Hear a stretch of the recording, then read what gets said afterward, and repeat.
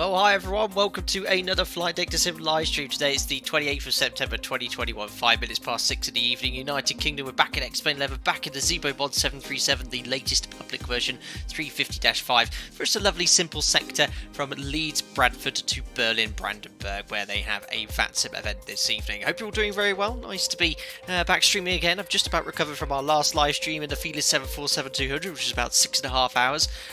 Really enjoyable, but back to what I all love most, which is the 737 today. You can see the I still want to say city skyscapes. Enhanced skyscapes looks absolutely fantastic with the clouds and the sun looking really nice here. We're zooming on in here for this sector about an hour and 25 minutes or so I think it is here, but yes, looking very nice today. I can see lots of people have popped in on VATSIM as well, even a jumbo jet right in the corner of my eye. Who have we got here in chat? We've got Roof Fortune, good evening all, and Captain, hello to you. John Farfeld, you're right. Anthony Taylor, I actually said hi everyone instead of good evening, just to spite Anthony. Ricardo, I hope you're doing well as well. Is it true sometimes the airline leaves the cabin door open during pushback for cabin cooling? Unbelievable. Common practice here at Alpaca Airways, that's for sure. Rationing fuel, well actually I've been flying all this week. Yes, chronic fuel shortage here in the UK.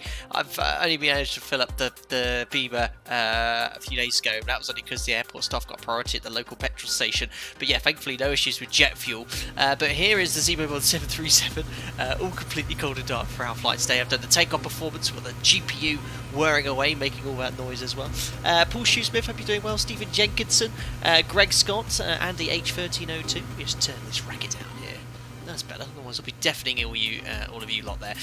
Perfect, and a lovely Alpaca Airways Boeing themed delivery by Jordan, one of my members this evening. If you'd like to download that, don't forget to use the command !mark livery. Oh my goodness me, we've absolutely filled up the apron here at Leeds. I mean, how many aircraft's going on here? Let's hope we don't get too delayed. There we go, just forgot to put fly live on. Who else have we got here in chat before we crack on here? Julian Williams, John Franco, Dominic Orsina, Roy Heap, I hope you're doing well. Roy, very good evening from Whitstable in Kent, I think that's pronounced. Thank you very much, Roy. I hope you're doing very well, sir. Super 0018, I've just arrived here, guys. What's news with the ZIBO mod? So yes, 350-5, mostly bug fixing. I did a test sector of this very flight just before the live stream, and there was a few issues with LNAV on departure, but it actually dealt with the non-precision approach. I did a localizer approach into Berlin using VNAV, and it worked very well, so I think he's mostly got to the bottom of some of those issues there. Why have all the airport vehicles stopped around my stand? Look, Swissport catering truck, the baggage loader, and the catering truck. The Jet 2 staff have just in awe of Alpaca Airways livery today. They just had to stop work and stare at the aircraft today. Brilliant, very good. Refugees, shame we got to hitch off so early dinner time here. Enjoy the flight. Thank you so much for popping in nonetheless, and enjoy your dinner, sir. How does the direct to work now with 0.5? Still doing the slight drift. I did a couple of directs, Lauren, for the approach. Seem to be all working okay. So we'll keep a close eye on that on the approach show if we get any shortcuts from ATC today.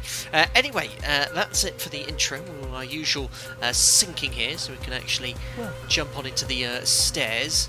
Oh my goodness, I'm going to turn the old subscriber thing. Welcome all the new subscribers. There we are. Very professional, very smooth. There we are. We're all looking good. Perfect. Social distancing, perhaps, yes. Oh dear Lord, Streamlabs is drunk again. Yeah, sometimes it does that thing with subscribers where they all come in at once as well. But I've made some adjustments to the chat now, where subscribers are the only people that can join chat, so you need to subscribe to the channel. The main reason being, you get these stupid flipping bots coming in, offering casino and God knows what other services. It prevents that from happening, so that's something that's going to be a change here, and pretty much everyone that watches is subscribers, about 80% of my viewers anyway. Smooth pro streams, yes, very much a pro streamer, Brandon. Very good there. Jumped a bit too high there, Captain. You didn't tell us you were gold medal winning high jumper. Yes, a little bit above the plane perhaps.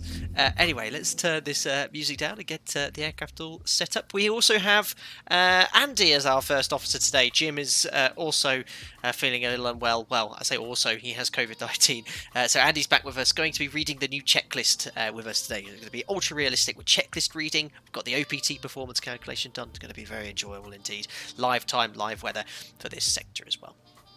Right, anyway, let's turn that music off. Batteries on, GPUs on the bus, electric hydraulic pumps are on. We check the landing gear lever is down. We have 1, 2, 3, 4, 5, 6 green lights, and then we check all the aircraft documentation and the ship's library.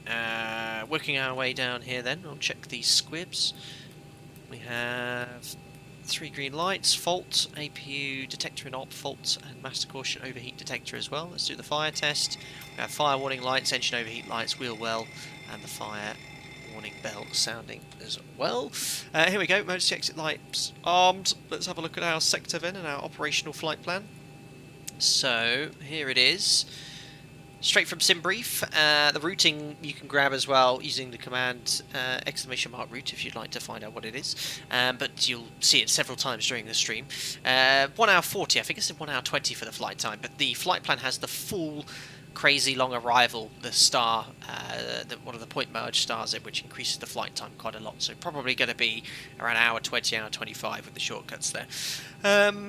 Fuel we need then is 8.2 tons. The discretionary 30 minutes extra fuel for VATSIM events will take, so 1.2 tons on top of that. That will be let's call it 9.4 tons. 9.4 tons we'll order. So let's go down here.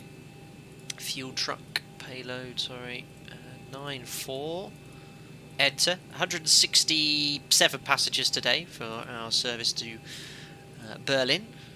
That is in, and we can also call for the fuel truck. Flight deck hose is connected and started.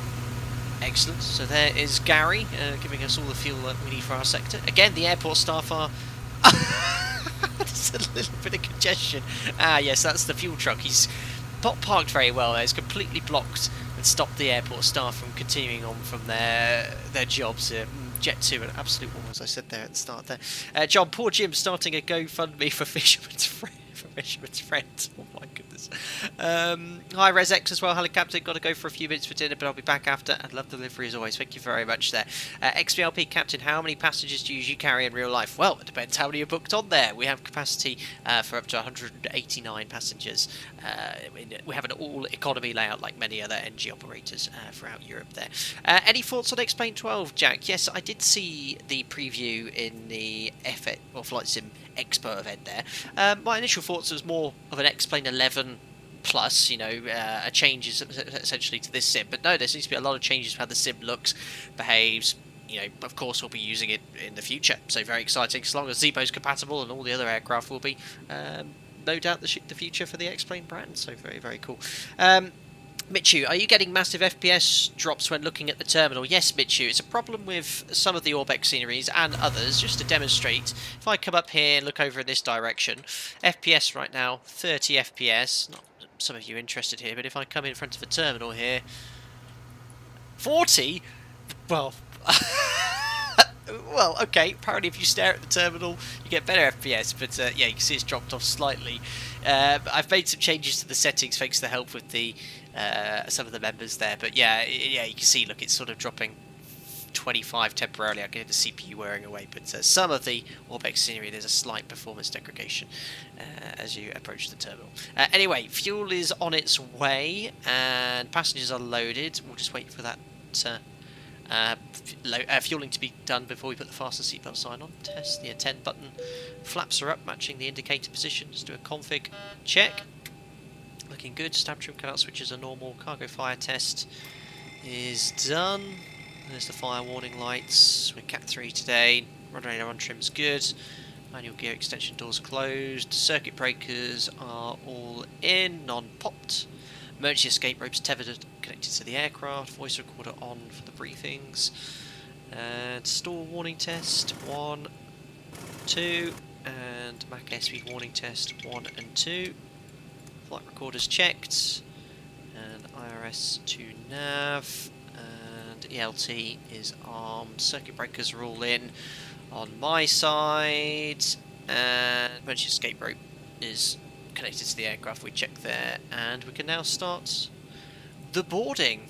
There we are, boarding process is underway. Brandon, Explain 12 is pretty lackluster if you ask me, more like Explain 11.6. Yeah, sort of, yeah, that's what my sort of impression was looking at the changes, but if you look at the history of Explain 11, if you compare Explain sort of 10 which is, well, I never used it. I went straight to 11, but I've looked at 10. And, you know, each version, there's not a huge amount of change. It's just sort of under the hood changes. But, you know, X-Plane 11 as a core simulator is pretty good. It's, for me, the most realistic handling anyway. So don't need to make a huge amount of changes. But yeah, looking forward to seeing how the scenery and the weather and the lighting will change there. Yes, the experiment was a fail, Simply Bob, that's for sure. Hope you're enjoying your Fearless 747-200, by the way, Simply Bob. You were the winner last stream, and congratulations to you. Right, let's see what the situation is on VATSIM. We do have Tower online, which is good, so we'll put that on standby now. There we are, so the frequency's on. We'll grab our clearance later. We don't have... Oh no, we do have an ATIS as well. Let's try and grab some weather. Just tuning that on my radio tuning panel. Let's have a little listen in.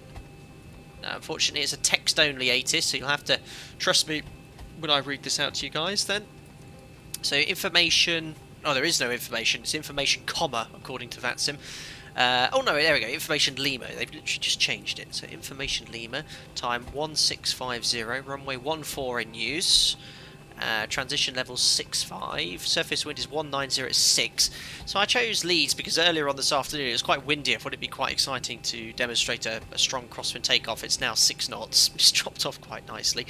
10k for the viz, a few showers, 500 feet scattered, 2,000 feet, temperature 1,000. Temperature is 11 degrees. Dew point 10. QNH is 1007. Information Lima. Flight deck fuel is all loaded up and you are good to go. Thank you. Let's put the seatbelt sign on. So we've got the latest weather conditions. QNH is 1007 from the OPT. Let's check the NMFRA. 1681, so 1,000 feet AGL. So 1681 we can now set. Rigged. There we are. Hold on, I recognise this boarding music. This is from a well-known low-cost carrier in Europe. Never mind, we'll stick with that one. Dominic Orsini, thank you very much for your $5 donation. It's very kind of you, sir. Good afternoon, Captain. Hello. Do you have any thoughts to share with us on the keynote given by Austin Meyer at the Flight Sim Expo? So I've not watched it in full, Dominic. I've watched a bit where he was sort of hallucinating with lots of changes of colour, which is typical, I believe, Austin Meyer you know, behaviour. But no, until I get my hands on it and have a play, I won't really have any sort of thoughts or interpretations. It looks like more sort of visual changes as opposed to under the hood changes, but as I was only mentioning 5 or 10 minutes ago, you know, there doesn't need to be any sort of fundamental changes to the flight model system in the sim. It works really, really well, but I need to watch it in full, then I'll give you some feedback perhaps in Discord. But thank you very much, Dominic, for your donation gesture. Very, very kind there indeed. Very good. Jal, it's got to be Jal, right? Excellent. Well, I'd re-downloaded delivery, that might be why. Right, let's carry on with the rest of the setup. Here we go. So FMC, and we are in Leeds, which is Echo. Oh, it's so easy to put Oslo Gardermoen in, but it's nice. Leeds, Echo Golf November Mike. And coordinates there. Got GPS left in. They have been inserted. Going to Berlin Brandenburg, Echo Delta Delta Bravo. I've only ever streamed a flight into Berlin once before, and that was on a members group flight. Never actually done it on a public stream, which is pretty cool. 8 Bravo Echo.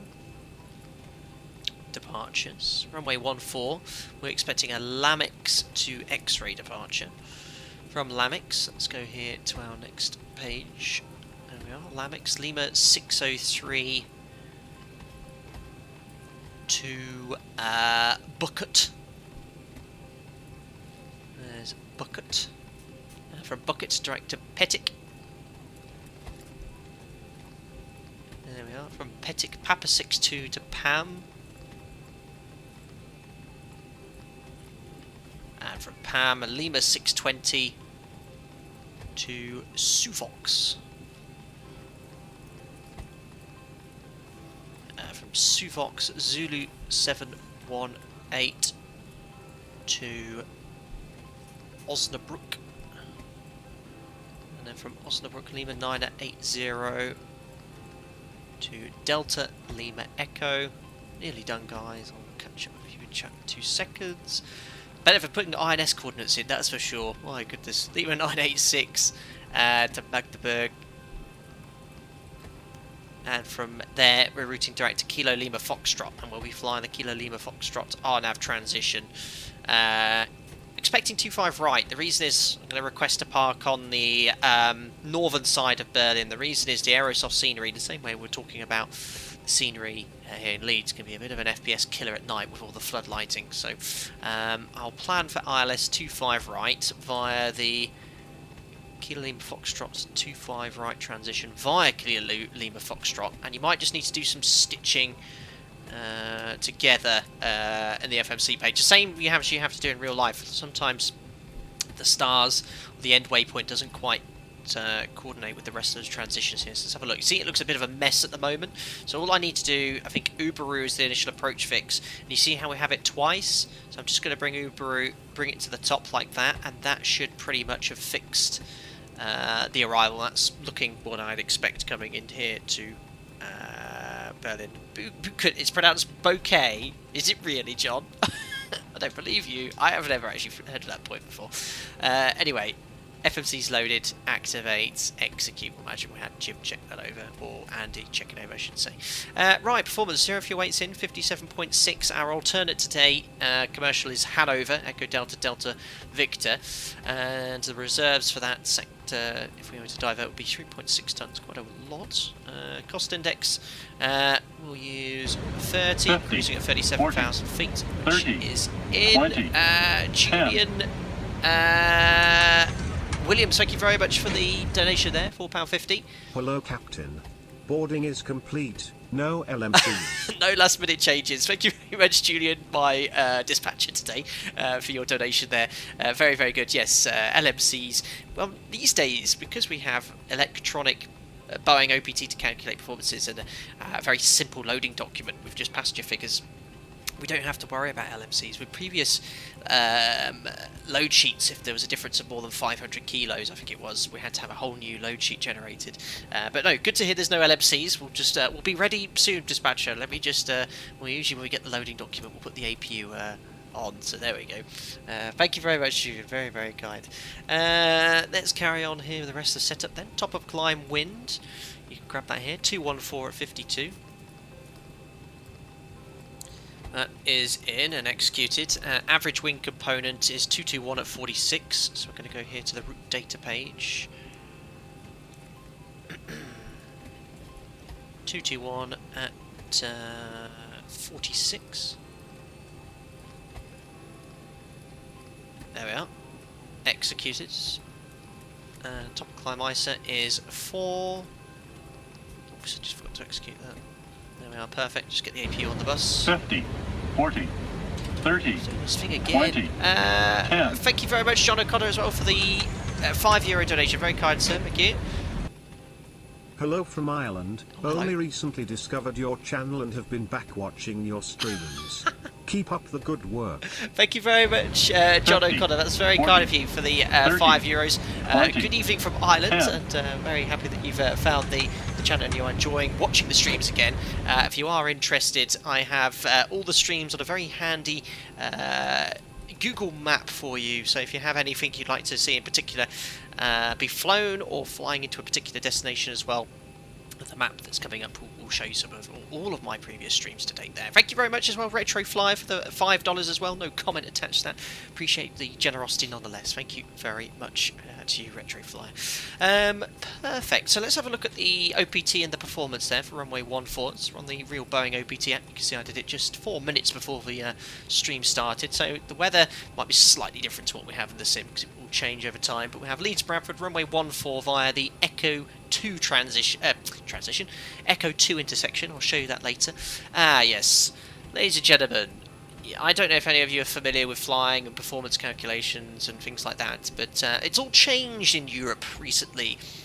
We used to have something called TALPA, Takeoff and Landing Performance Assessment. It was a way of calculating braking actions and things like that. We now 30, have GRF, 20, the Global Reporting format. So now the conditions have all changed. Names. Oh, Retrofly again. Thanks for the Fearless 742 content. I hope the doggy is well. Woof woof. Give a little muscle. Give that dog a bound. Retroflyer, thank you very much for the $5. Very kind of you. I'm glad you enjoyed the Fearless 742 streams. You gotta love Microsoft's pronunciation of woof woof there. And I'll give a little muscle, give that dog a bone. Well, Jack will be sure spoiled with that donation there. Thank you very much, Retroflyer. Very kind for another donation there. I don't know if the first one was an accident, but thank you. Carrying on with the performance. So slightly different here. 2108, I think the latest 8 is showed. What was that wind? 1906. That is very similar. Temperature 11 degrees, QNH of 1008, optimum flat 5, air conditioning auto, anti-ice off. And off, we were given by the OPT only full 26k, very performance limiting it here in Leeds, so we can't even take an assumed temperature reduction via that intersection. It's full thrust. It's a full thrust departure with 26k with bleeds on, of course. But these speeds are wet speeds as well. 133, 140, 149. This SKR, what does that mean? That means skid resistant. That means this runway, it has a surface which is very good at dealing with a wet surface. So usually it has little like lines in it to increase sort of the surface area the tyre is on the wheel, basically making it better for braking, which can affect both takeoff and landing performance. So we even have a setting here in the OPT, flat 5 CG. We'll use whatever we have here. Wet, you can even select skid resistant runway here, and you might notice there'll be a slight difference in the V speeds because this has been adjusted to allow for that runway, unique to Leeds Bradford in this case. Whatever we have to do, we have to make sure the OPT speeds match what we put in the FMC. So in this case, V1 is different. We have to put that in manually, but VR and V2 of in are not, so it can accept those speeds. 139, 148, and we just simply bug 148 knots here. 148, and the trim we said was 5.5 units. There we go. Perfect. Sorry about the donation comments, always gone, and very funny, aren't they? Little Tigger, good evening, Captain. Haven't seen you here for a while. Do you have an Alpaca Airways livery for the MD88 from Rotate? I do. I say I do. I didn't make it, but someone made one for me. Remind me later and I'll grab the link, but I'll just get ourselves airborne at the moment. Dealey, the PDF I believe is a company app. Yeah, that's from the Boeing onboard performance tool app. That is unavailable. You can't get that publicly, so I just simply use that from my OPT. Take a screenshot, airdrop it, and then upload it as a PDF so I can share it with you guys as well. Phil Wells just arrived. What is the main improvements in the new ZIBO update? It's bug fixing. ZIBO's been changing all the code to C++, I think it is. So basically making it more FPS friendly, which generated a lot of problems as he transferred the code. But no, I tested it earlier. We had very, very few problems. One on departure, which I'm aware of, with regards to LNAV, but it dealt with a non-precision approach, localizer only, with VNAV very well into Berlin earlier. Right, so FMC's loaded onto the overhead panel, yaw dampers on, nav transfer display switches are normal and auto. Fuel, all 6 pumps can come on. We have 1500 kilos in the centre, checking the crossfeed valve now. Bright, dim, bright, and off. AC/DC metering panel set, cabin utility IFE galley powers on, IDG disconnect switches are closed, APU we can now put on the bus. Working our way here, we'll turn up the panel lighting, because it will be getting dark very quickly after we get airborne.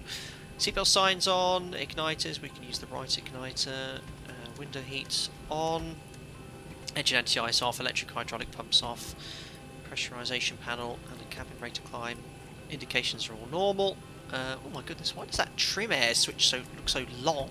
It doesn't look quite that long in real life. Trim air's on, PAX auto, isolation valve open, that's set. 370 and the elevation is 150 and that can go here to steady. Right, for our departure then, let me just grab the charts. I don't know what I'm doing here. It's so easy to reset your views in X-Plane at the moment.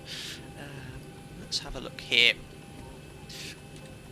So, We're on stand 5 here. We're going to expect pushback to face west on Alpha, and then we're going to taxi Alpha. Whole point here is Alpha 1, quite far away from the runway, so you've got to be quite careful of that in Leeds. But once we do get clearance to take off, or line up and wait via Echo, it's via Alpha 1, backtrack off via Echo 2 to hold at Echo, and then Echo 1 departing off runway 14. I actually have performance figures to depart via Echo 2. I don't know if they ever do it. Maybe they go the other way around. It's been a long time since I've been on Leeds, but we'll see whatever ATC gives us. We have performance figures via Echo 2. And let's just set the runway QDM. So that's 138. So heading here, 138. Course is 138. We'll just set for now, but we'll have it set up. Raw data shortly. 138, 138. 138. There we are. Our SID then, the Lamix 2 X-ray. MSA then, the highest is to the southwest, 3,500 feet, so 4,000 feet all round. The NDB at Leeds keep us trade safe in 25 miles. SIDs include noise preferential routing, so basically stay on the SID, don't deviate. Don't climb above flight level 70 until cleared by ATC, so I expect 70 to be our SID stop level. Don't turn below 1190 feet. So, the departure for us on a Lamix 2 X-ray initial climb is climb straight ahead to 2 miles off India Lima Bravo Foxtrot. That's the ILS frequency, so 110.9, which we can set now. 110.9. There we are, there's the 2 mile point on the chart. Once we get there, it's a slight left turn to intercept the Gamston 327 radial inbound. Okay, so there is the turn here. So 327 inbound, so the inbound cost is 147. So we're on 147 and Gamston VOR 12.8. So 12.8 is on standby. See, I was testing it earlier, and the inbound course is 147. And then when we get to 15 miles from Gamston, which is here, 32 miles, 29 miles, 14 miles from Gamston, sorry, we're going to make a left turn, intercept pole radial 118 via Dopek to Lamix. So Pole Hill's over here, 12.1 is on standby, and that radial is 118. Got your number, 118. There we are. 118. So we've got all the nav aids and courses set up for raw data there. Pulka and Evening Cabs just wondered if our chief flight attendant has her wings back or she's still grounded. Still grounded at the moment. Dealey, are EU takeoff minimums also 1 mile vis for single and twin engine for commercial operations, or are they different from FAA regs, and or is it operator specific? So yeah, operator specific, Dealey. My operator has the approval as long as we have our LVPs in the force and the required lighting associated with the normal centerline lights and runway edge lighting associated with a CAT ILS approach or a CAT 3.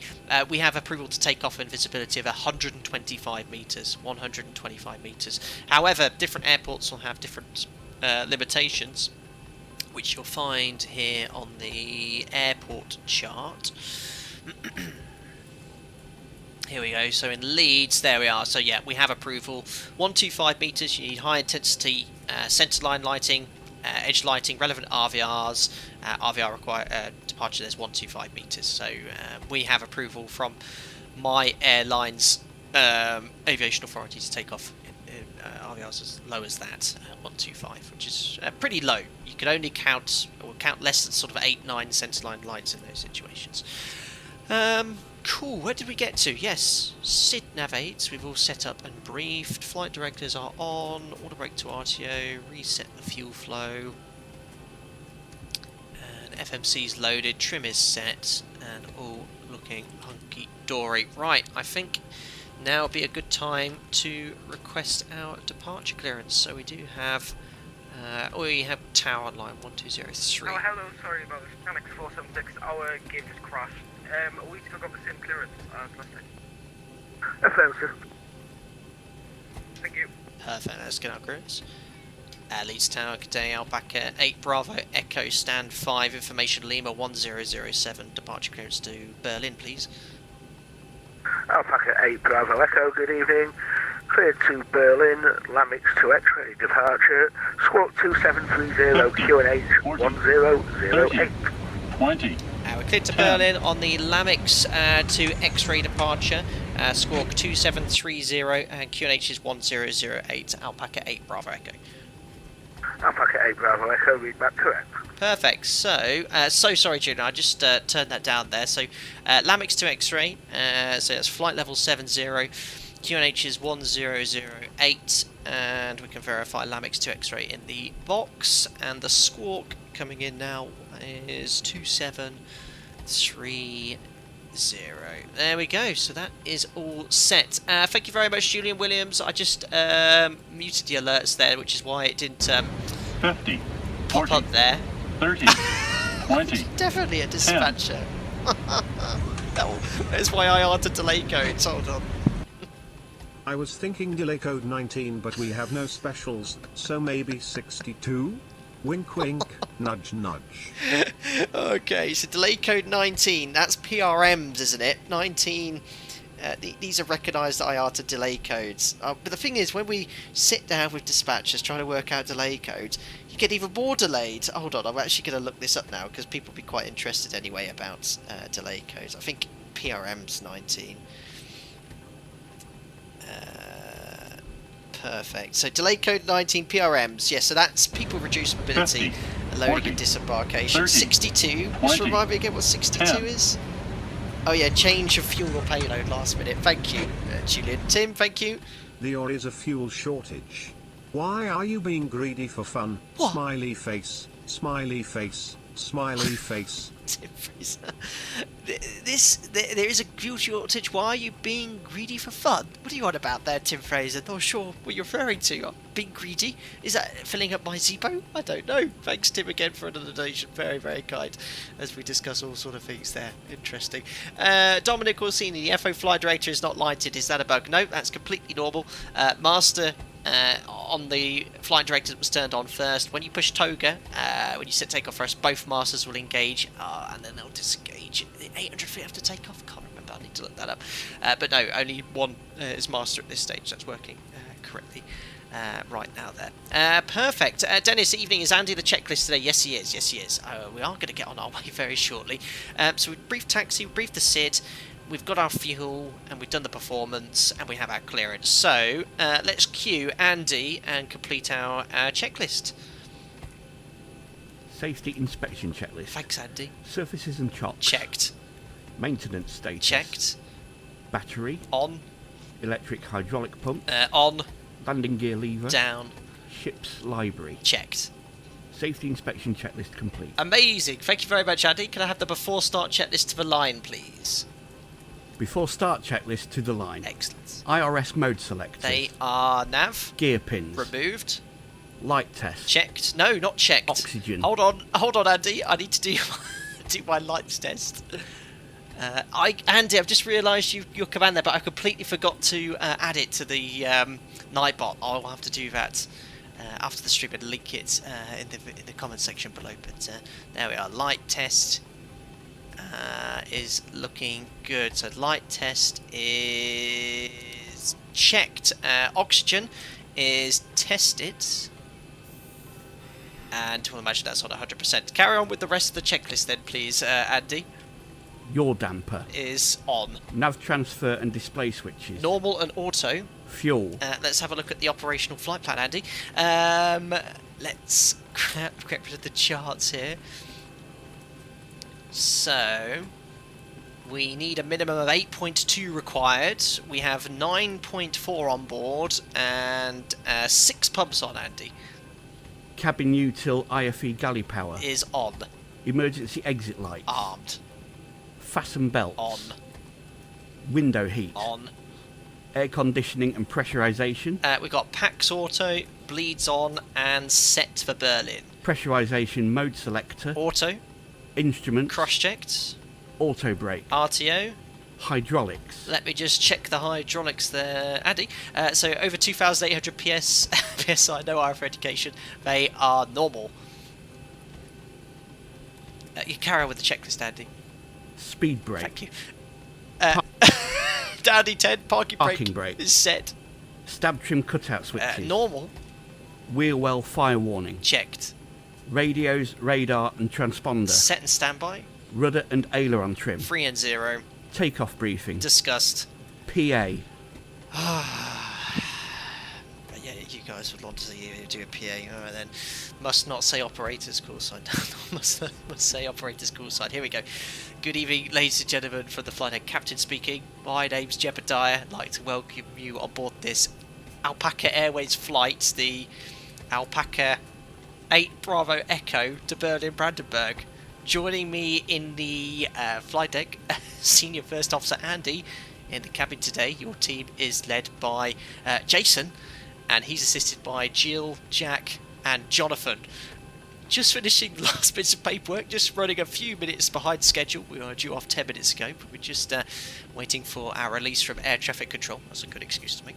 And we'll be departing off runway 14 here in Leeds, making a straight out departure and eventually a left turn. Routing's then going to take us over the North Sea towards Amsterdam and Holland, flying over then Hanover onwards to Berlin. Flight time 1 hour 25 minutes. Nice day to go flying, just with some light turbulence. And right now, let me just get the weather for Berlin here. It's looking quite a nice evening as well. Wind from the east, few clouds, temperature 15 degrees Celsius. Once doors are closed, cabin crew will be showing you a safety demonstration. This is your safety, and for those around you, please can ask to give it your full attention. Please wear your face mask at all times unless eating or drinking or medically exempt. And thanks a lot for choosing to fly with Alpaca Airways. There we are. Thanks, Jim. PA's complete. Oh, my days. FMC CDU. Set. N1 and IAS bugs. So we have auto full 26k, 97 point. It should change here any second. Why is that not changing? 97.9 because I've got the packs and auto. That's why. Well, I think that's what we had on the OPT. We'll take it. 97.9. V speeds are 33, 39, 48 set. Let's carry on. Stab trim. 5.5 units set. Performance, weight and balance. Side and set. Phones. Off. EFB. Airplane mode and stowed. Flight deck windows and cockpit door. We'll hold it there because we need to get the doors closed now. So let's go 50, here. 40, 30, 20. Retract the air stairs. Closed, closed, and closed. Thanks again, Tim. Just joking, I wasn't sure if you had filled up at a BP or a Shell garage. Oh no, not Smiley at all. face. Thanks, Tim, for Fiver. 50, 40, 30, Thank 20, you very much. 10. I did get some fuel from BP the other day. Again, Retro5, thank you. What happens if you sue a big airline company for losing your luggage? You lose your case. Wait, I don't have a button. A Retrofly coming in with the banter and the jokes here. And Joe Padfield with the drum emoji. Perfect. What happens if you sue a big airline company for losing your luggage? You lose your case. There we go. Fantastic. Thank you very much, Retrofly, with the banter there. Guys, all very generous there. I don't know what to say. Thank you. Flight window and cockpit door vents. So we check the door and the window's secure. We'll get the door closed now because we'll be starting the boarding. I think just to trigger that for the ZIBO mod, you just flick the anti-collision light. That should do it. Oh no, it's started the boarding process again. Oh dear. Well, imagine that's done then. Doors. Passengers. Not closed. Before start checklist complete. Forward overwing and right aft overwings open. So we're right now, ladies and gentlemen, we have passengers evacuating the aircraft. 50, 20, 30, A slight issue 20, here. 10. Thanks, Tim Fraser, for the £2. Badum. Unbelievable. Nothing to say here. Right, well, as I clamber through the overwing exits back into the cockpit, let's see if I can fix this here. Oops. Close, close, close, close. Close. Have I just opened them all accidentally? No, I've just opened them all. I didn't mean to do that. It's really confusing. Right, opened. Close, close, close, close. Close, close, close, close, close. It is closed. Closing, right. Wrong way. Thanks for the AYARP emojis, guys. We're running super late. I should have pushed back 15 minutes ago. Doors are closed. Passengers seated. I think that's done. To the line. Thanks, Jim. I think he was just saying Andy, I think he was saying before start checklist to lie complete. Right, let's get better pushback. Get out of here before we cause much more commotion. Ground to cockpit. Tow is driving Oh up. no, it's the moody tug driver. Unbelievable. Hudson, professional pilot. Unbelievable. Yeah, real pilot. Good one. Very good. Well, that saves on the aircon, I suppose. Thank you very much, Liam, as well, for your 24 months there. And I think I missed a highlighted comment earlier by Dave Hagan, which I haven't ticked off there. Oh, Dave, I think I might have lost it already. It's been lost in the score there, but sorry, I missed your highlighted comment there, buddy. I blame Andy for the delay. A great way to delay it as well. Are you a real 737 door attendant? Thanks, Andy. They should turn to red when they're closed. That's a great suggestion there, Reese. Ivan Music. One I might make to ZIBO. Very good. Alejandro helping the trim air with all the doors open. Well, not really, but it's certainly making it cooler in there. Angry Brian has returned. He sure has. Right, AP bleeds on. Got nice warm air going into the cabin. We're almost ready to go. Okay, all doors and hatches are closed, ready to connect. So we've got a Ryanair behind us taxiing away, and Alpaca Airways as well. And hopefully by the time we get Pushback engine started, a couple of those departures will have gone, and we'll try and get ourselves here in the sequence there. Perfect. So I do love these cloud enhancements. Oh, it's gone very quiet here, but I know that someone of the members mentioned to me earlier there's an update coming here, because I don't like this kind of rusty red look that you get at night. It's a bit exaggerated. I've never really seen these sort of colours when it's really colourful. It looks like you're descending into the depths of, well, I don't want to be sacrilegious, but yeah, it looks like hell. But there you go. Andrew, check the PSEU light. Oh, it's extinguished. Good. Right, let's request push and start.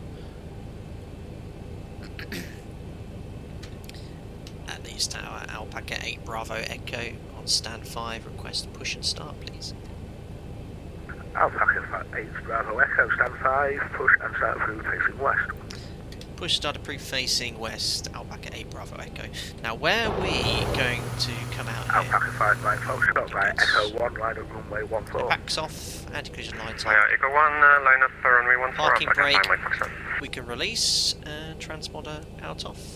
Oops, I haven't actually. Oh, no, wait. Ground to cockpit. Please show me where you want to go. He is sure. Right, 6 Echo Hotel, taxi Alpha 1. Tow connected and bypass pin inserted. Release parking brake. I've still got all this airport vehicles in the way, so I don't know if he's going a different way, but we have been cleared push and start. Or release parking. It looks like he's going left there. Yeah, he's going left. Right, parking brake released. Alpaca 5 by Foxtrot, surface wind is 220 degrees 8 knots. Starting pushback and you may start engine. So yeah, only 17 minutes late. Julian! I see clouds on our bars, said John. Behind departing traffic, line up runway 14. Brilliant. Departing traffic, line up runway 14. 50, 40, Turn it off after this. 30, 20, 10. Thanks, Julian. So we will do code 62 for 10 minutes and the rest on 81. Keep both of our bosses happy. Very good. Well, wink, wink. we didn't have a slot though, Julian Williams, so I can't put it on 81. 62 operational requirements. Yeah, well, imagine it was something that we had to do with regards to that. Thank you very much. Watch out, Jet 2. Something to do with that there. Thank you very much for all your generosity, guys, there at the start. It's been off the scale, but I am going to turn the alerts off for now, just so the taxi out's not too distracted. Oh, a bit of a queue here. We'll start now, engine number 2. The airport staff are now getting on with their day. Oh, there's just been another collision with Swissport. Ramp congestion, perfect, Julian. Ramp congestion, 87, is it? Oh dear. N2. N1. And there's oil pressure, 25%. Check the spar valve. Dim, bright, and then off. Operation complete. Set parking brake. Parking brake is set. Disconnecting tow. Stand by. Perfect. Push and start approved. So data cutout. Monitoring engine number 2, 2463. 2 stable. We don't have the little EGT red flag. I'll get ZIBO to add that. Starting engine number 1.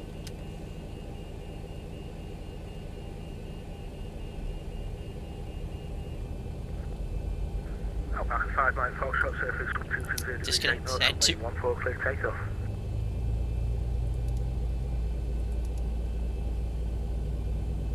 Oil pressure. N1. 25%. Smart valve goes from dim to bright and off. Pushback guy sounds a bit stuffy tonight. Code Sure does, Ranger. disconnected and bypass pin has been removed. Hand signal on the right. We'll see you next time and have a safe flight. Thank you. So 56%. Star switch to off. Star valve open light is off. Starter cut out. Monitoring engine number 1, 2, 4, 6, 3. Number 1 is stable. Okay, Jack. Okay, calm down. What do you want? Get out of here. Keeps nudging my arm. Wait. Generators on. APU off. Alpaca 5 Mike Foxtrot. Star switch to use pro beats on. Anti-ice is not required. Packs auto. Isolation valve auto. APU bleed off and set. Flaps. 2-5. Flight controls. Full forward. Full back. And left. And right. Here comes the rudder. Full right and full left. Blank the lower DU. Push recall. And then 365, ready for taxi. we could do the before taxi checklist. Oh my goodness me, Jim, we never did this. November Before start checklist below the line. Air conditioning packs. On auto now. Anti-collision light. Is on now. Parking brake. Is set.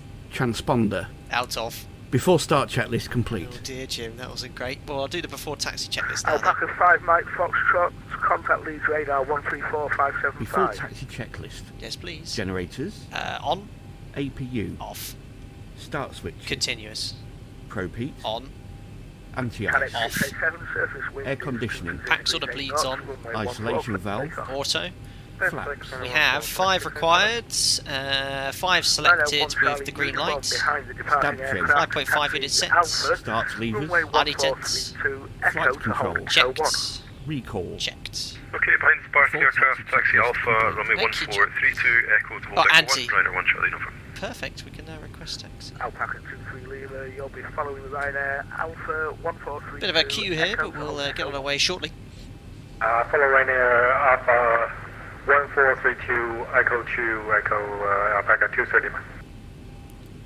And Alpaca 8 Bravo Echo, request taxi, join the back of the queue please. Alpaca 8 Bravo Echo, you'll be taxiing behind the Ryanair in front to hold Alpha 1. Taxi behind the Ryanair in front, hold Alpha 1, Alpaca 8 Bravo Echo. Perfect, so just behind the Ryanair. Alpaca 8 Bravo Echo, for your information, will be the second group of departures I'll get out. Roger. Perfect. So, parking brake released. Clear left. Clear right. Here comes the config.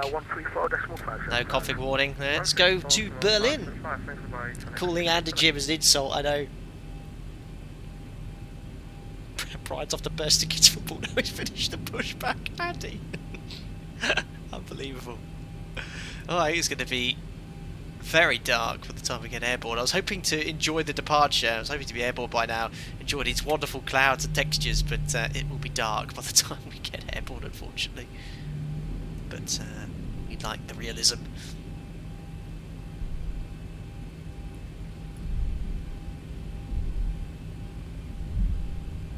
Excellent. That was very enjoyable. I think with Andy recording the checklist now and using this aircraft, you know, I can give you a pretty good idea of what we do every single day. It is extremely close to what we do in reality here. So what he meant was, with regards to the second group of departures, I think the Ryanair ahead of us and ourselves will be going into that sort of little cul-de-sac here, and I'll be holding here. But we obviously have to wait until a few aircraft have departed. He's doing it very efficiently. There we are. Thank you very much, Volprick, for your donation. I just have the alerts muted here, but I will read that out before we just do the before takeoff checklist. So thank you, Volprick. Good news. Guy from the sim hooked me up with his son for a 25-minute maintenance flight. in the jump seat on a Sukhoi Superjet this Thursday. A maintenance flight on a Sukhoi Superjet. That sounds pretty exciting. That's amazing, Volprick. Well, thank you very much for your donation. Request radio check. Great to hear you from you, and I hope you're doing really, really well. And enjoy that. Oh, have you already done it? Oh, this Thursday, got you. Amazing, Volprick. Well, best of luck with that. I hope you enjoy that. Indeed. Ryanair, KLM 1301, stand 8.77800, request radio check. Got everyone coming on stands requesting radio checks. Thank you very much. We'll be with you shortly for the clearance. Perfect. Okay. Actually, it's okay with the bigger clearance. Alpha 223, is Andy available as a plugin? Basically, it's just a saved WAV file. So I'm just playing it in the background. Each one's one of the checklists. So yeah, Andy's very kindly allowed me to download those or share them with you guys publicly. I just forgot to attach it to a command on Nightbot. Well, I'll do that after the stream. If you guys really want it, leave a comment on the video and I can share the link. Scandinavian 121 requesting. So when we get our clearance to backtrack, we'll complete the before takeoff checklist. We're currently number... Alpacas to take off there, and then obviously the Ryanair ahead of us. I mean a Ryanair sandwich. Skyways 460, taxi Alpha, Alpha 1. Break Ryanair 1 Charlie uniform, contact radar 134575. 124575, Ryanair 1 Charlie uniform, bye. Perfect, we pre-tune that. Anyone know of Lauren's whereabouts? I haven't seen Lauren today in chat.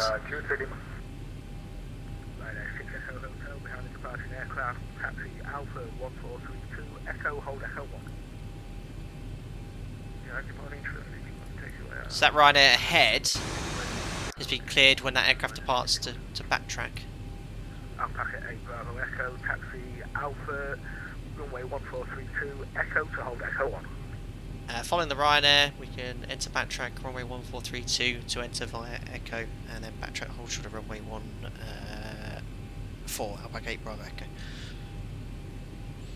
I think I just got out of that readback correct. So,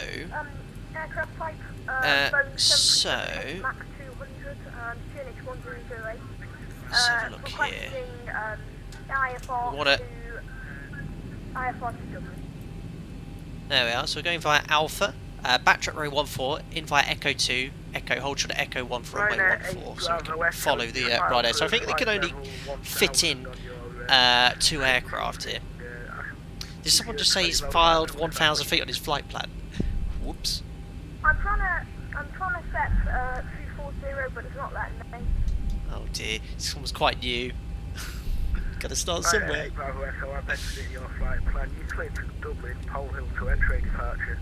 Squawk 5662. Hold on, I'm jumping the gun here, because technically we're entering active runway, but we're going to be exiting it again as well, so... So a bit uphill here. If I remember from Leeds, that's pretty realistic. So we put the streams on to increase visibility. We're on an active runway, but we'll turn it off again when we vacate.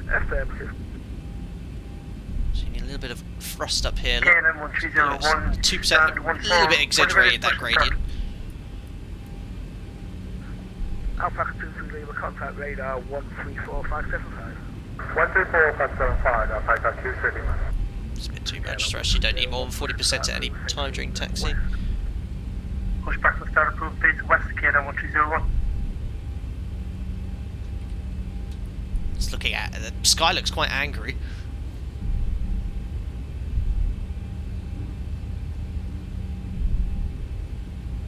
Ryanair 6 Echo Hotel, continue taxi line up runway 14. So he's been cleared to line up runway 14. We best do the before takeoff checklist then. Before takeoff checklist to the line. Oh, that made you Config. jump. Is checked. Flaps. 5 green light. Stab trim. 5.5 units. Takeoff briefing. So, takeoff briefing. We've got the PAX auto bleeds on. V-speed set for departure. 133, 139, 148 set on the MCP. Departures are Lamix to X-ray, climbing straight ahead. to 2 miles, then we're going to make a slight turn on the 147 outbound till 40 miles from Gamston, and then a left turn off the Pole Hill towards Lamix. Stop flight level 70, set up the MCP, and ADP 2. Any problems will climb straight ahead to the MSA. We'll go to 4,000 feet, so don't carry any problems. Wind's not too bad now, so we can come back into Leeds if there's any major problems. And that is reviewed. Cabin. And behind the departing Ryanair, it's line up rate runway 14, Alpaca 8 Bravo Echo. So once he starts rolling, we've been cleared to line up and wait. So we're just waiting for the cabin. So in the reality, we get an operator, we get a signal from the cabin that the cabin's secure, which isn't modelled in the ZIBO mod. We'll imagine that's been given, and he's rolling, so we can now enter the runway. So imagine the cabin is secure. And we can now do the before takeoff checklist flow, or what we say below the line. So now have auto throttle, weather, lights on, taxi light off, transponder to TARA, and I think we are all looking good here.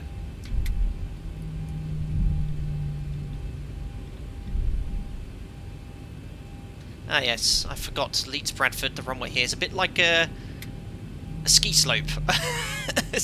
with the lift modelling in X-Plane 11, the nose seems to jump up a few times during the takeoff roll as well. Anyway, that was a nice line. Oh my goodness me. Right, best do the before takeoff checklist below the line. Before takeoff checklist below the line. MCP. Set. Transponder. TARA. Strobe lights. On. Landing lights. That's to come. Before takeoff checklist complete. Not quite. We're just waiting for our takeoff clearance. But don't worry, Andy. I like it. There we go. Excellent. So we're just waiting for Tower. He's done a great job with the amount of traffic. You know, getting everyone airborne and away. Minor, okay, then 3 Tango request taxi. KLM 1301 taxi, Alpha, hold Alpha 1. Could you repeat that again, sorry? KLM 1301 taxi. Hi, Bert Fella, Alpha just to made it for hold Toga. Alpha 1. Excellent. Guys, if you're enjoying the stream, don't forget to smash the thumbs up button as well. Thank you. Over 200 likes before departure is always a good sign. Alpha 8 Bravo Echo, surface wind is 220 degrees, 8 knots, runway 14, clear takeoff. Runway 14 cleared takeoff, Alpaca 8 Bravo Echo. Lights are on, checks complete, Toga's in chat, let's go to Berlin. 40%. Timing. Edge stabilised, push Toga, set takeoff thrust. Full 26k here. Our takeoff thrust sets indication normal, a little bit of left rudder coming in here to maintain centre line. 80 knots. Check. Release that forward pressure. That's the nose wheel jumping up and down. Alpha 1432, Echo to hold Echo 1. Behind Oh my days. V1. Up we go. And we're airborne. Gears coming up. Look at that. Big seam ahead. Amazing. Gears up. Follow Ryanair and hold equal to Scandinavian 121. Beautiful. Okay, Bravo Echo, contact Leeds radar 134.575.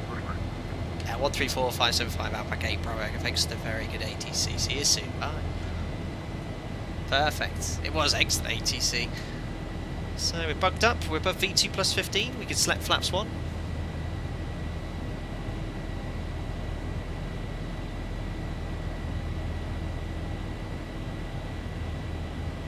So there's the mod. So there's a little bug at the moment. I had this earlier on the last test sector. Look how it's just commanding a left turn, and it did like a left turn 30 degrees off track. That's a little bug. So I'm just going to bring Gamston 36 to the top and execute, and that brings the magenta line back. I'll get ZIBO to fix that. There we are. That's looking a little bit better now. I'm just going to trim her onto the flight directors. It's a cloud, but the temperature's below, not below 10. Command A.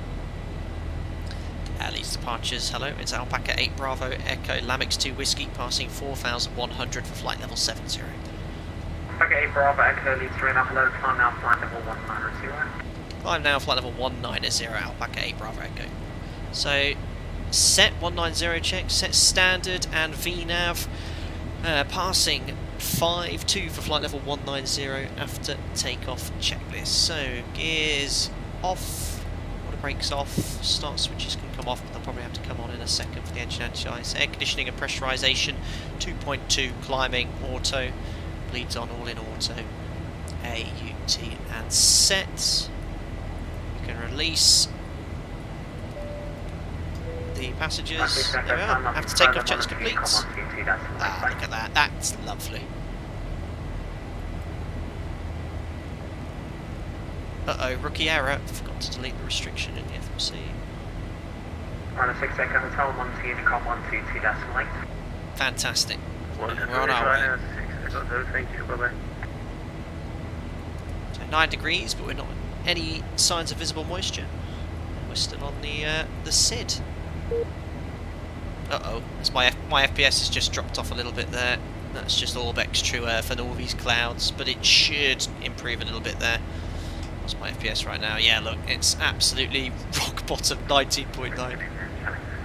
It'll improve.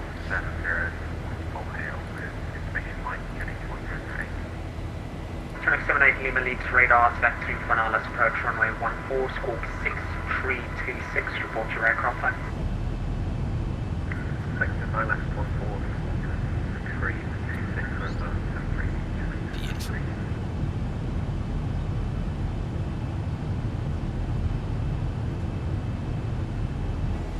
Hi, Lauren.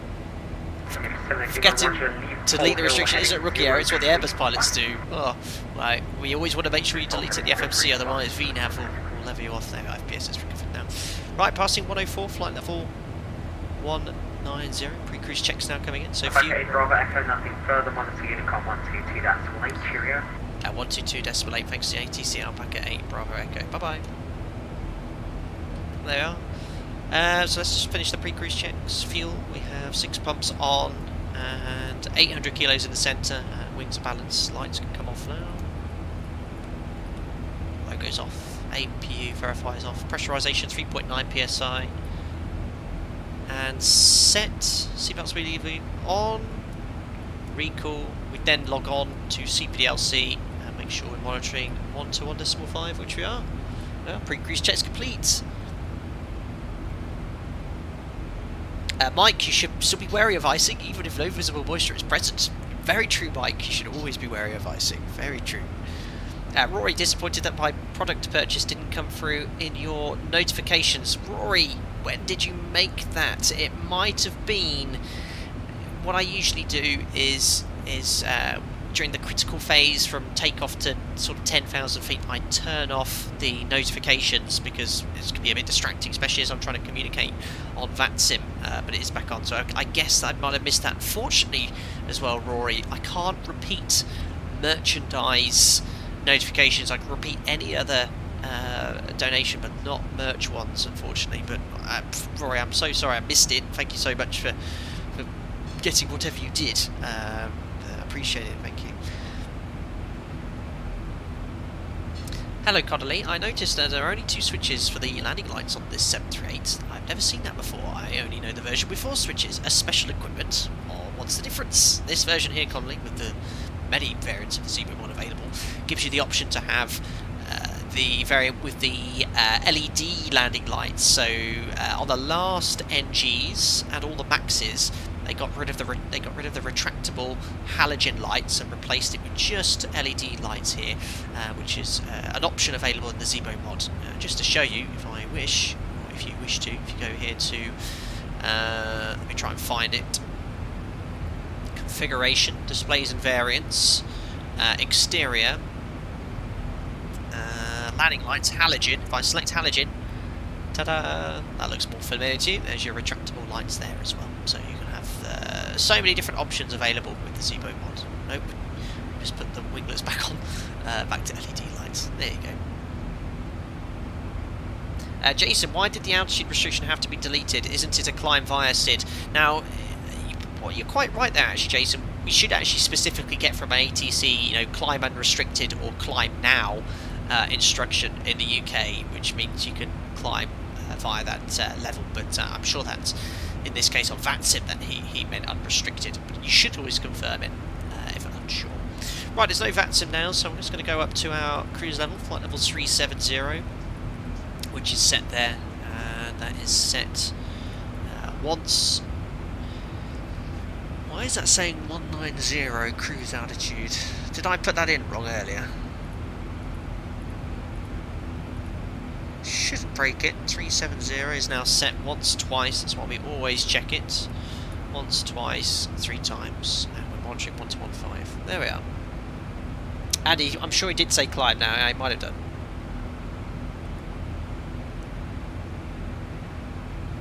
Look at the clouds ahead as well. But nothing sinister on the weather radar. Looking okay.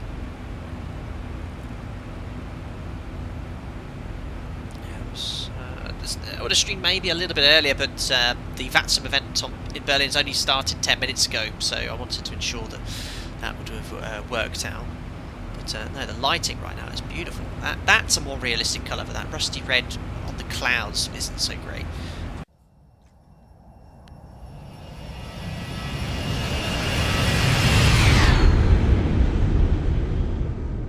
Beautiful. I think we need a little bit of music, don't we?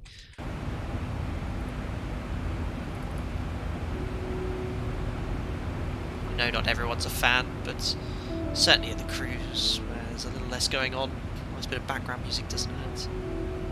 He did say climb now, did he? Yeah, perfect. In that case, perfect. Nicholas Liss, you hit outer event for 19k. It shouldn't do that, Nicholas Liss, or Lissy. All outer event does is deletes any restrictions in the FMC. It shouldn't update in climb your cruise altitude. The only way to change that is to physically change it in the flight management computer prior to reaching the climb, that is. Now, if you are at level at 370, put a higher level and push out into events in the cruise mode, it'll give you a higher level. Otherwise, it shouldn't. Sky, I'm a fan. Thank you. Thank you very much. Stefan Turley, now I've wondered why they say climb now. Now I know. Yes, if they don't say that, you should comply with the restrictions on the SIDS in that case. The 7-0 here, so you've got to be very careful of that so you don't get a level bust.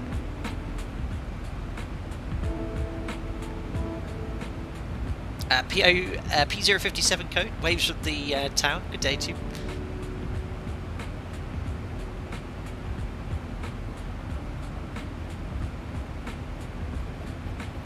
Lauren, SID stop was 190 out of San Francisco, and there's a below 10k restriction, but you always just get told climb 190 by NorCal. Unclear whether they means continue unrestricted. So yeah, in the UK, Cat 413, the radio telephony, is a little bit different to Europe.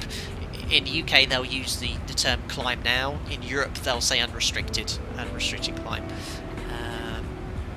Usually with that clearance there.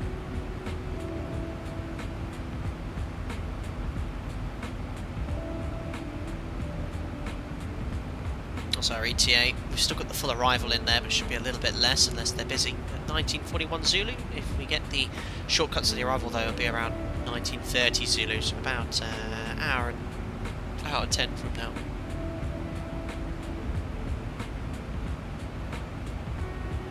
Beautiful sunset, said 24 Boop 1, I agree, looks lovely. Hello Eddie, how do you add an extra waypoint in between your flight plan during flight without deleting the already existing waypoints? Great question. You just simply go to the legs page. Let's say we wanted to put a waypoint in between, well, there's only 10 miles there. Let's say Anvil and Dolas. You just simply put it at the waypoint after the first one. So if you wanted a waypoint after Anvil and Dolas, you type it in here, and then line select key, in this case for left. Now, let's try and do that for you if you like. Let me have a look at Navigraph, see if I can find a waypoint between. Well, let's just select waypoints, that'll be easier. Oh, does it not show waypoints in the mod? In reality, you'd have all the coded waypoints come up now. But yeah, you just simply put it at the waypoint, say in between, in this case, Dolas and Anito. Just put it in after Dolas, you line select key the line below the first waypoint, and then that'll create a discontinuity. You just join up the gaps. Hasn't been completely unrelated, but other than flying, what's your favourite mode of transport? Oh my goodness me. I'd say the car. Dude, I really enjoy driving. I always have enjoyed driving, like doing long trips and things like that. Ranger Rick, do the flight attendants have preferences as to when passengers can have seatbelts taken off? Now, ultimately, it's the flight crew's decision to have the seatbelt sign off and on, primarily based on turbulence, but absolutely, if the crew in the back want the seatbelt sign on for whatever reason, they can ask for it to be turned on, and we'll turn it on in that case.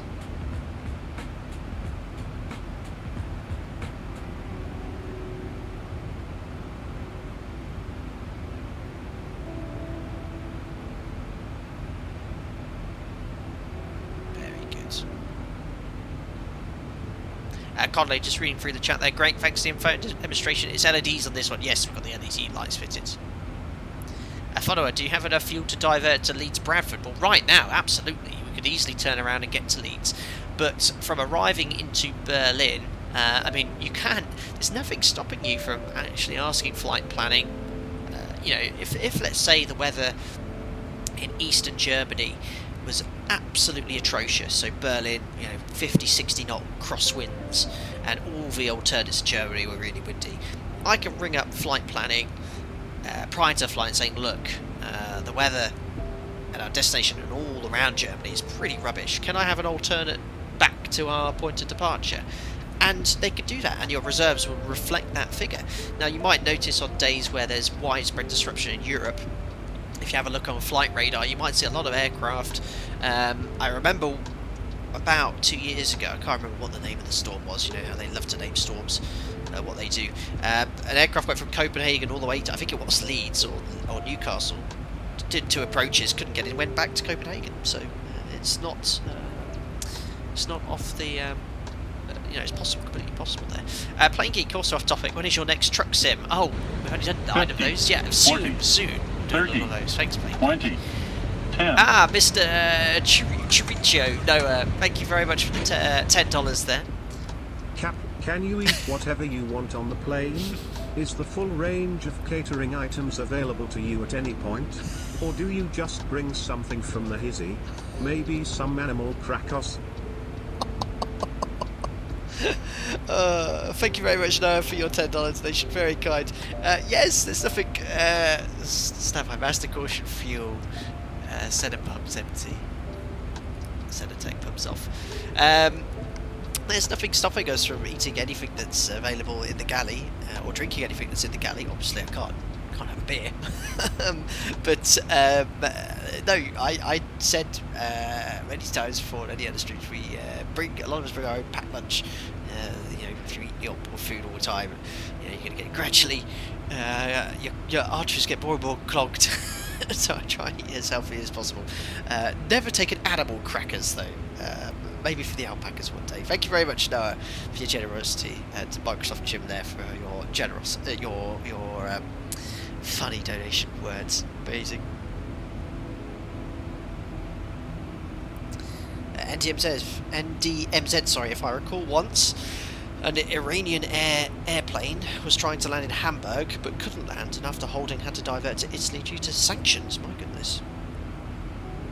My goodness. That's a long way to go. But yeah, they obviously had the fuel, or a decent amount of fuel to allow for that diversion.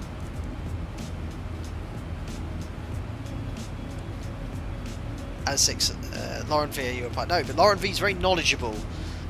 Knows a lot of stuff. I've been impressed with some of the stuff I've even learned from Lauren. DC9798, what are the rules on alcohol and being a pilot? How long before a flight are you not allowed to drink? So very regulated, very strict. The limits for flying are a lot less than what's required for driving. It is just a no-no, big no-no area. So the company does have a minimum amount of time. I might be 8 or 12 hours, I don't know. My personal rule is 24 hours, so I won't have a drink within 24 hours of a duty. That's just a personal choice I have there. So the day before I won't touch alcohol. that's the way it is. But it's just not worth the risk. I think I think you're right, Lauren. I think 12 hours bottle to throttle. I think my operator might have slightly. I think some airlines use 8, most maybe 12. I'm pretty sure ours is 12, but no, 24 is my sort of personal thing.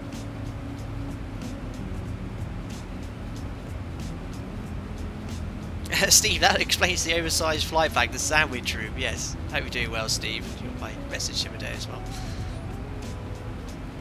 Bottles of throttle, that's what they call. Please click and subscribe. Don't you mean the chief sim pilot? Absolutely. Do you get random breathalyzer tests? You do, DC9798. They can happen. I've not been breathalyzed, but I have been drug tested. They took a little bit of my hair. I do have some on my forehead still. They took a little snippet of hair for testing to make sure I didn't have any illicit substances in my body. Kevin, I remember that American airline pilots in Glasgow. I do remember that. Yeah, if you get caught, it's game over.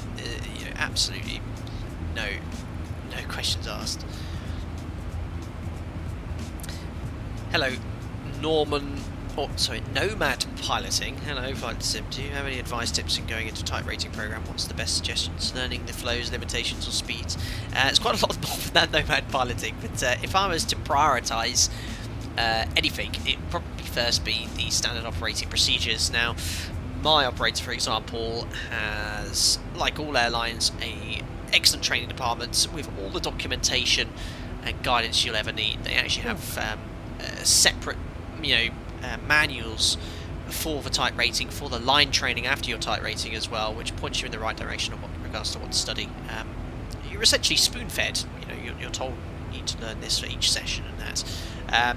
The volume is vast. There's a huge amount of information to take in during the type rating in a short period of time as well.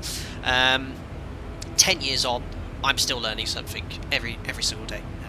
Certainly the need to refresh things with regards to your knowledge is very apparent, especially technical knowledge can easily be forgotten, but once it's in there, if you don't look at it for a while, it sort of drifts to the back of your head, but once you refresh the topic, it all soon comes back.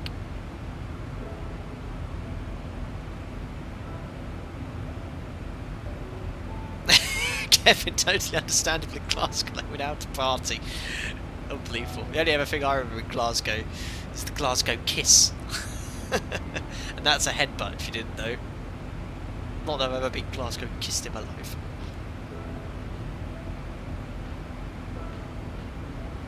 Oh my goodness. Roof Fortune, my goodness. Anyway, let me just concentrate on what we're doing here. Bank angle 10 degrees, approaching our cruise level, flight level 370. We will definitely have ATC later in Berlin. Ditch the Leeds charts, and we're not going to be a huge distance from top of descent as we get into the cruise. 419 miles to go, 1950. Actually not too close, but there we are. Oh, look at, damn it, I so wish we were streaming during the daytime. Where I'm from originally, guys, is my hometown is Spalding, which is just here. This is where I grew up. I've just flown quite far north, but been on a holiday a lot here in Norfolk. This is Hunstanton, Titchwell, Brancaster, Great Yarmouth along the coastline. If you ever get a chance and you're in the UK, I'm sure most of you already know it, go visit the north east coast here. Some of the best beaches in the UK here. Beautiful. I grew up going on holiday here. Perfect. Anyway, just leaving the UK, heading off to the southern part of the Northern Sea. Not that you can see. You can see a little bit of it.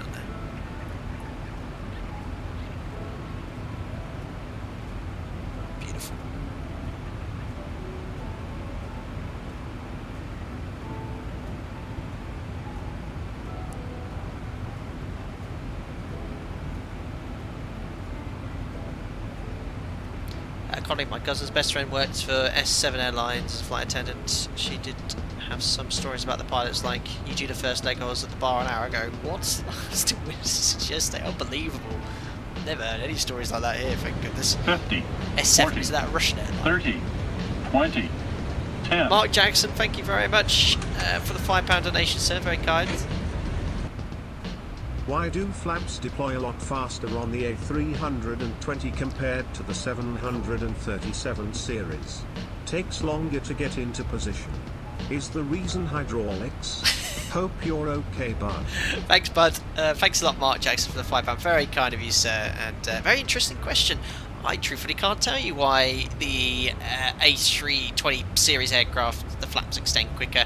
The speed in the ZIBO mod, I might actually want to retime these because I think they might have sped up again, but I actually gave ZIBO all the timings for all the flap extension speeds a couple of years back now. So both the leading edge and the trailing edge flaps extend at the correct speed. Yeah, so from flaps up to flap 1, I don't know, about 15 seconds. They do take a while, but no idea why. The hydraulics, I think the Airbus is still pressurised to 3,000 psi, but no, it's just the way that Boeing's made it. Is it ever an issue? No, we deploy the flaps in a timely manner to ensure that we get the flap setting we want at the right time, but no, I couldn't tell you why the Airbus flaps extends quicker, but no, I appreciate the donation nonetheless. Harry, why can't you say what airline you work for? Privacy and career reasons? No, well, that's actually not the true. It's a complete personal decision. My airline is well aware of the channel. Actually, when I started it, and when the staff member changed, the head of what we say, the regional head of UK sort of HR, PR, and all that sort of stuff, the manager wrote to him and said what it is, and he went, "Oh, that's really cool." And we have some standard guidance and policies with regards to running sort of second thing. So right now during the COVID pandemic, you've seen the amount of airline pilots are streaming now on YouTube and Twitch. I was doing it way before that, but yeah, I just choose not to do it. It's there, very very obvious to many people, but yeah, that's a personal choice. Thanks, Tim. Very blunt there, Tim Fraser.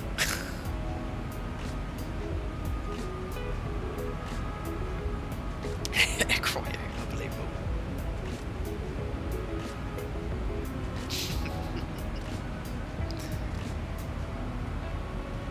XVLP, how come the inboard slats are Kruger flaps on the 737? Again, the exact reason. You need to talk to the person who designed the aircraft, but Kruger flaps are very good at increasing lift in those areas of the wings, so increasing the angle, or the chord line, to increase lift at that stage of flight there.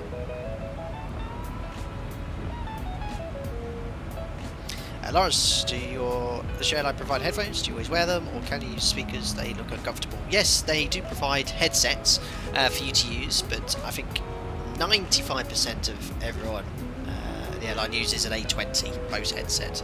Other reputable headsets are available, but yeah, the 737 flight deck is loud through the noise of the airflow going over the fuselage and the windscreen. So yeah, we all have A20s with noise cancelling or Bose X. Was it X? I had a Bose X when I joined, but I got an A20 a few years back. They provide, the headphones have got Telex headsets. They're quite a good brand, but they don't block out any of the noise. 50, 40, Again, 30, Mark Jackson, thank 20, you. 10.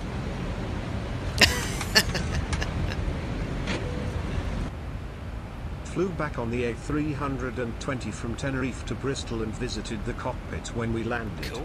It's a lot bigger than I thought. It is, yeah. Still banged my head. Smiley face. Thanks a lot for the fiver again, Mark Jackson. Very generous again. Yes, the A320 cockpit is far roomier, far more comfortable, a far nicer working environment than the NG. Not that I don't,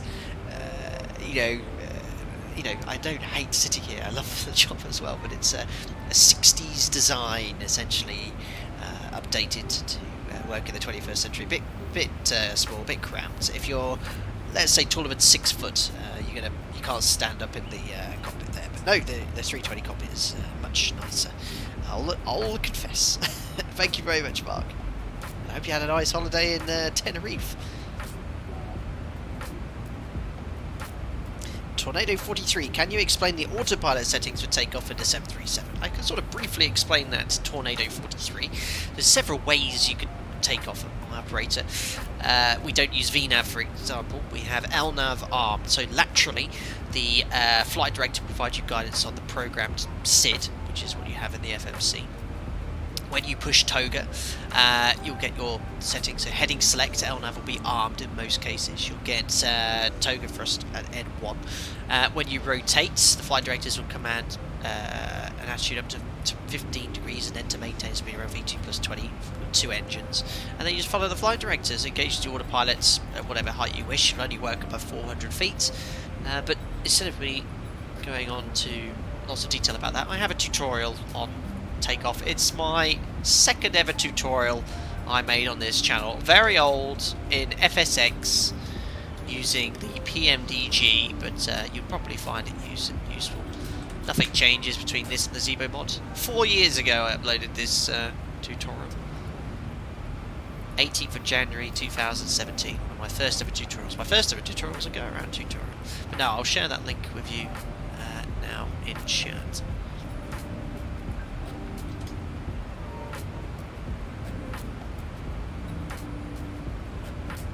Mohammed Osama, I've been using the ZIBO for a long time, and I just want to know your opinion on how much realistic the aircraft is. It's my chosen 737 in a desktop simulator, and the whole PMDG, ZIBO, you know, which one's best? They both have their pros and cons. So I still would say the PMDG from a sort of technical standpoint, you know, the bells and whistles working quite nicely, but it has its flaws. You know, for example, well, when I used an FSX, quite unstable. The 40, holds weren't always that 30, realistic. But 20, yeah, 10. for me, ZIBO from a handling perspective, certainly an X-plane is the winner there. Thank you. Hello. Hello. Does it ever happen that you calculate vertical speed or top of descent manually? If it happens, what do you use for this? Formulas, rules of thumb. Thanks. You're most welcome. I'm so sorry I can't pronounce your name there, sir, but thank you very much for your 200 rubles. Well, let me just check in here with, I think this is some Dutch centre. I can't remember who these people are. Is it Langen? No, Langen, over Germany. Let me just check in with Ian and we'll talk about top of descent. I've got another tutorial just for you as well. Ryanair 6, Echo, if possible, request to step climb flight level 370. Ryanair 6, Echo, Hotel approved, climb flight level 370, cruise level. Climb flight level 370. I wish I had CPDLC. We need to fly the INI builds again soon. Radar, very good evening. Alpaca 8 Bravo Echo, maintaining flight levels 370 to Petic. Alpaca 8 Echo, correction, Alpaca 8 Bravo Echo, Amsterdam radar identified, welcome to the party. Thanks. Perfect. So, yeah, top of descent there, great question. So, rule of thumb is very simply 3 times your height. So, you know, working ahead here, what we do is look at the runway point and times the height we're at by 3. So if to Osnabrück, Alpaca 8 Bravo Echo. So that is Oscar Sierra November.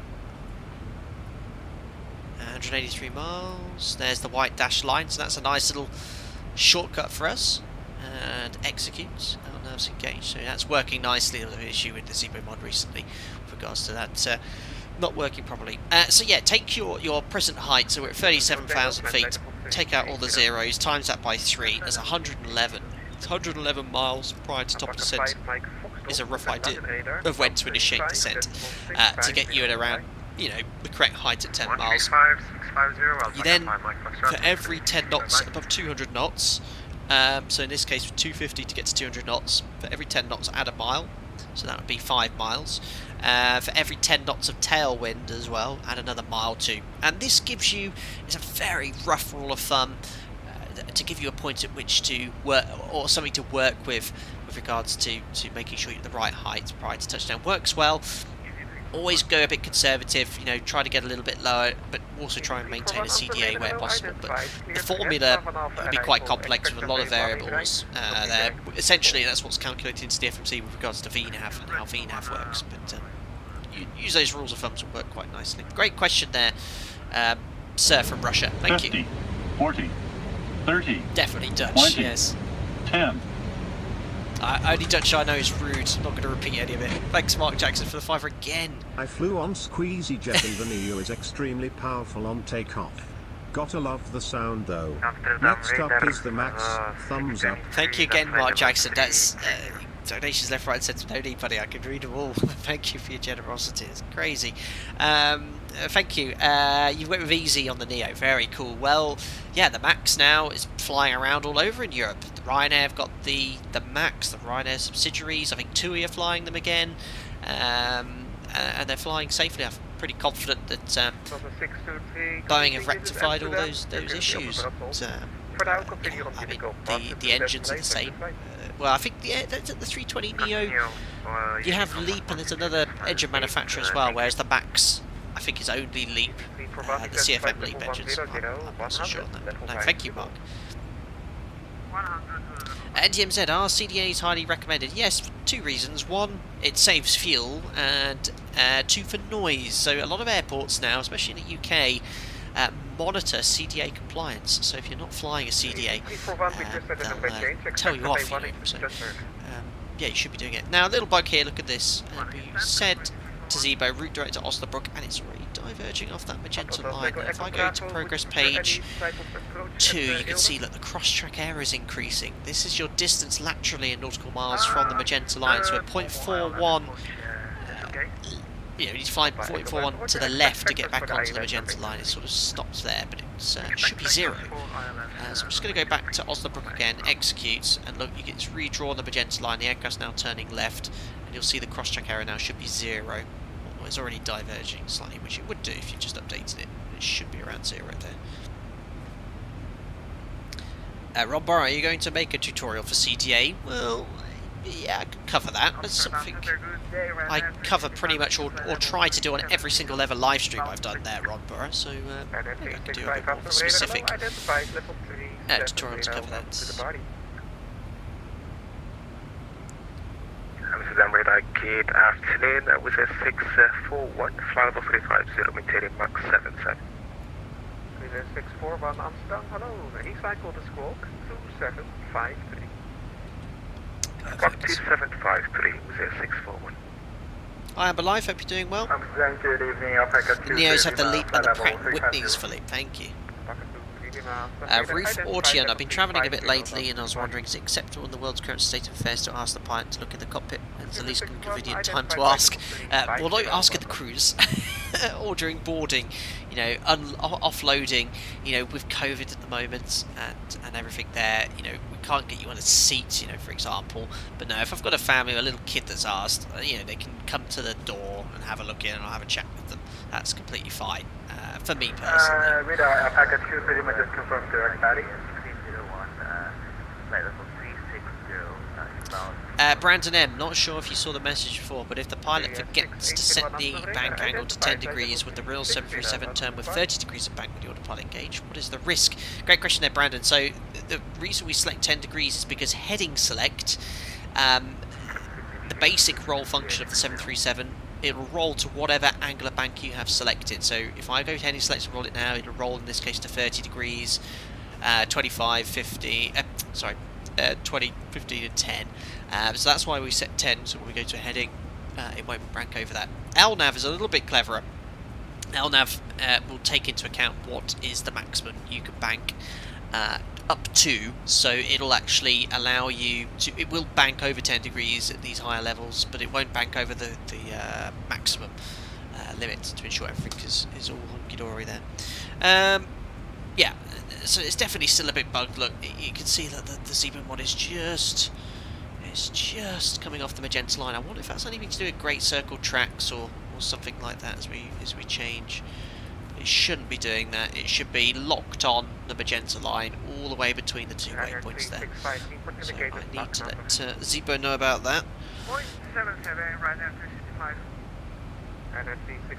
It used to be perfect. There used to be no deviation whatsoever.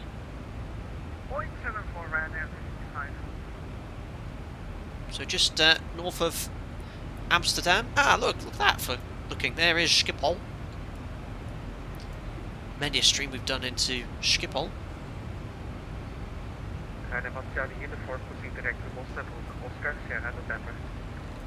Direct to Osnabrück, Ryanair 1, Charlie.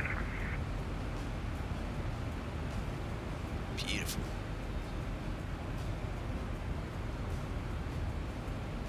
Apparently 350.6 is out now. Really? Wow. That's your home base, Shutdown. Very cool.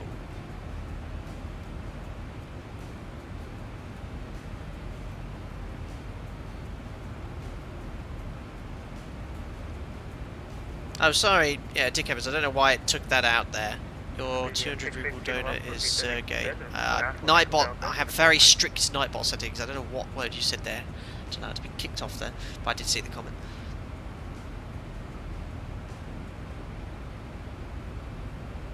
Amelia 6801, direct to Berlin, Bravo, Echo Delta, uniform Mike. Farmer Bradley, do you think that the Boeing 737 MAX planes are stolen? No idea what you're about there. VV, how's the market looking for new pilots? Wondering if it's worth pushing myself from PPL to CPL. Oh, VV, I mean, still a long way to go out. That is pandemic, certainly in Europe. I think in the US things are picking up. So yeah. Yeah, I've said it so many times, especially in the last 2 years since the pandemic started. I never want to put anyone off their flight training. But yeah, opportunities are a little sparse at the moment, but there are some. Tango Echo Bravo, fly heading 040. Factors for the ILS runway 23. Turn heading 040. NDMZ, the Polder Barn on the right, least favourite runway for the pilots. That's the one that's really far away, isn't it? Just about to see. That's that runway there, isn't it? Oh, it's very clear over Holland. Oh, there's a bit of cloud there for sure. Good timing, certified level 280.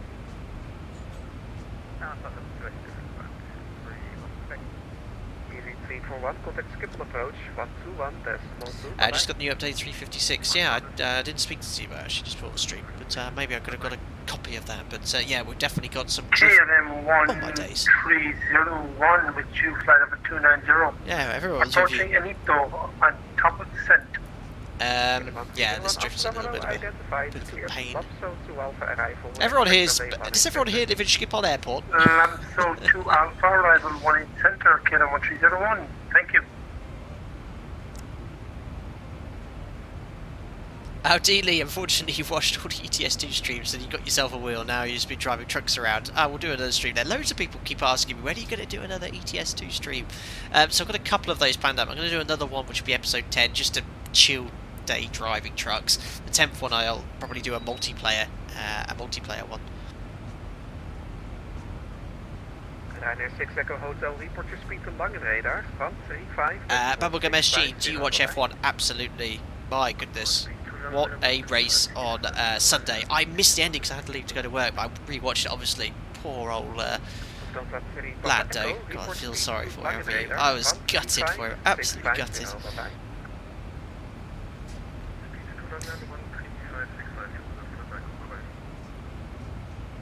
Dutch here, good day Dutchies. Hello Jack.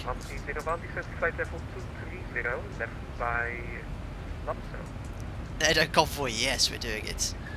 His time will come absolutely jakey. Yeah, Max did a good job coming from the back. I've got a lot of Dutchies here. But, look, I do like Max. He's got to sometimes realise his aggression in the past worked well. A lot of people get out of his way. Look, I'm not a massive Lewis fan here. I'm not a massive Lewis fan. I far would prefer now to see Lando, George on the podium winning the races. But he needs to back off a little bit. I mean, he's very aggressive. It's always his fault. I've got to be careful here. A lot of Dutchies.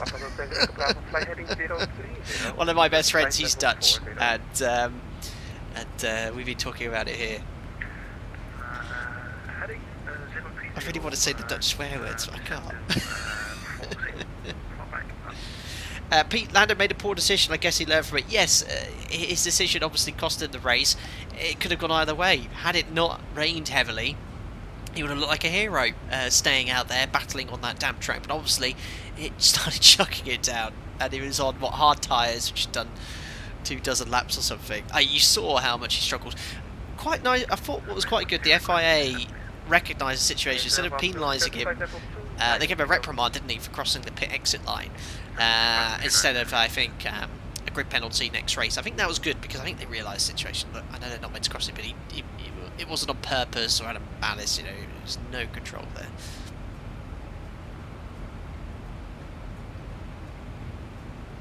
You're offending us, I know, Baloo.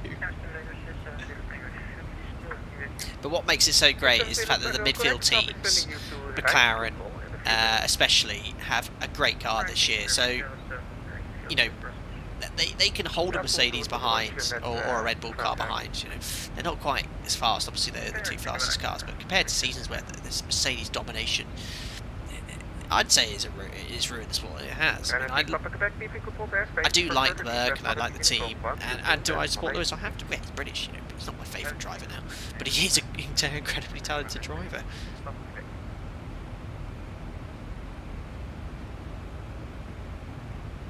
And little digger, what is your opinions about Albon and Williams? Yeah, interesting move going there. I mean, he's an Alpine test driver this year, isn't he? But oh no, is he Alpine? No, who's Alpine test driver? I'm getting all confused now. No, it's the Russian guy is an Alpine test driver. That's what I was getting confused with. Yeah, interesting to go to Williams. Manuel Espionage, you're on a 60 feet per minute climb. Well, you can actually, the altitude oscillates in the cruise.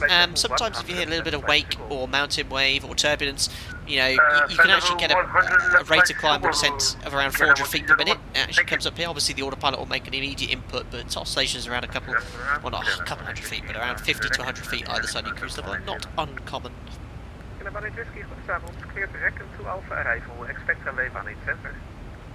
Yeah, sorry, Kvyat with Alpine. Yeah.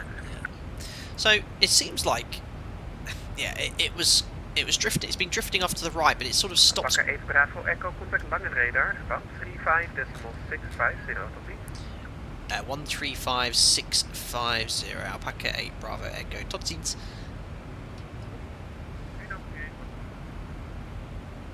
The 5 Romeo Mike identified. Climb flight level 140. 120 Lufthansa 5 Romeo Mike. Negative 140. Blocked. 140. 140 Lufthansa 5 Romeo Mike. The 55 Lima. Landing's busy. Just need to start setting up for the approach soon as well. 200 miles, nice, and get it done nice and early. Someone try and find out what the runway is in Berlin. Equator Charlie, taxi gate Bravo 14 via Alpha. Taxi to gate Bravo 14 via Alpha. Equator Charlie, schönen Abend noch. Lagen, guten Abend, Alpaca 8 Bravo Echo, maintaining flight level 370 to Osnabrück. Alpaca 8 Bravo Echo, Langen hello identified. Perfect. Yeah, my Dutch pronunciation's not bad. The only other thing is, as I said earlier, it's very rude words. The only other sort of semi-rude thing I always remember, this is something my friend Yannick told me, is your mother stink like Kaz. That's my Dutch exhausted. Apart from all the other really rude stuff I know. I know that'll make the Dutch guys tickle a little bit. Laugh a bit. Charlie and Alpha runway 25. Great view, we're absolutely lucky out. There's no point doing an external view. Ah, sorry guys, I've just deafened you all.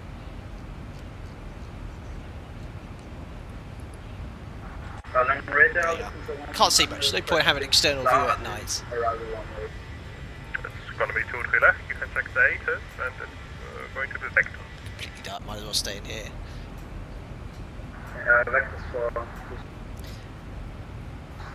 Looks like they're landing Berlin from the east to west. Yeah, landing on the they prefer, I think, to land on the 25s there. I think the wind might be slightly favouring 07, but with preferential runway use, they'll be using 25 there.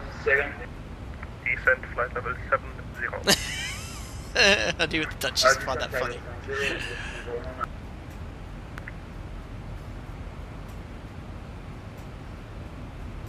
The only other word I know is one that begins with H and ends in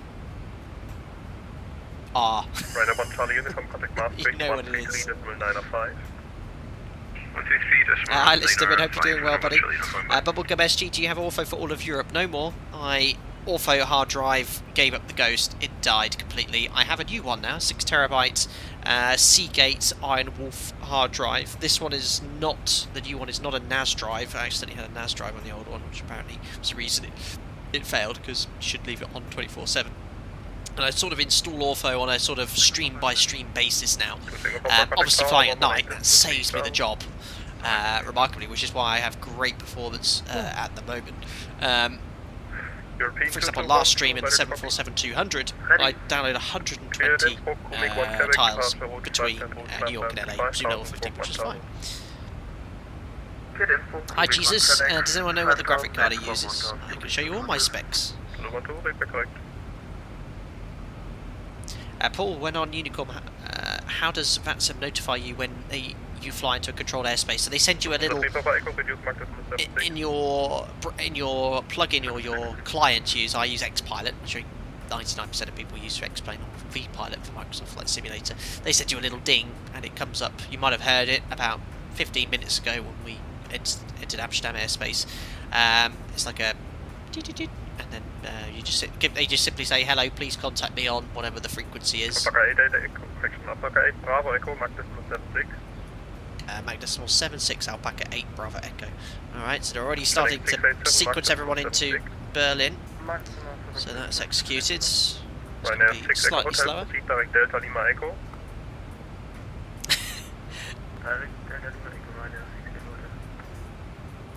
Bert Fella, is that a good representation of flight deck lighting at night flying? The real plane looks brilliant. Yeah, this is very nice. The night lighting in the ZIBO mod is brilliant. It's a lot brighter than I'd actually have it though. So in the middle of the night we'd probably have that turned down a bit. More like that. That's a little bit more realistic, but you can't quite see it. Sometimes I have the dome light on dim. That's a little bit brighter than it would be. Off something like this, maybe a bit darker. You wouldn't be able to see this, for example, but I have it turned up a little bit in the stream, so it looks quite a bit. No, the colours are spot on. Looks really nice. I sometimes like doing these nighttime streams. You know, generally in the winter months when I stream, I'll knock the time back a few hours so we can enjoy the scenery or something. But it's nice just to go, lifetime live weather. Up Osnabrück, continue on navigation with number 4. Dealey, for those who fly VATSIM in the US, how hard is the transition to flying into Europe? It's a bit different, obviously. Dealey, would you like me to link you the stream from my first ever VATSIM flight in the US on a stream? Because that would be sort of giving you an impression of how daunting it was for me. Let me find it, because I think I went from at... I'll find it, hold on. I'm just going to find the stream now. Probably a couple of years ago now.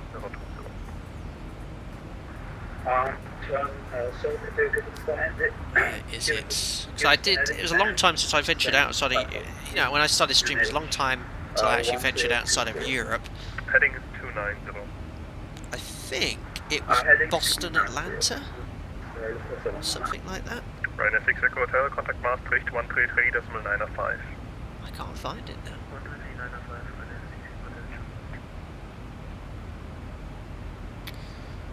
Looking at my old videos.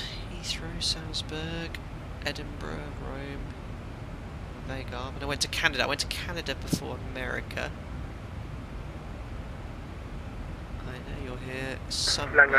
Good evening, I did one offline. My first flight was actually Phoenix to San Diego. That was offline. Then I did a DC-3.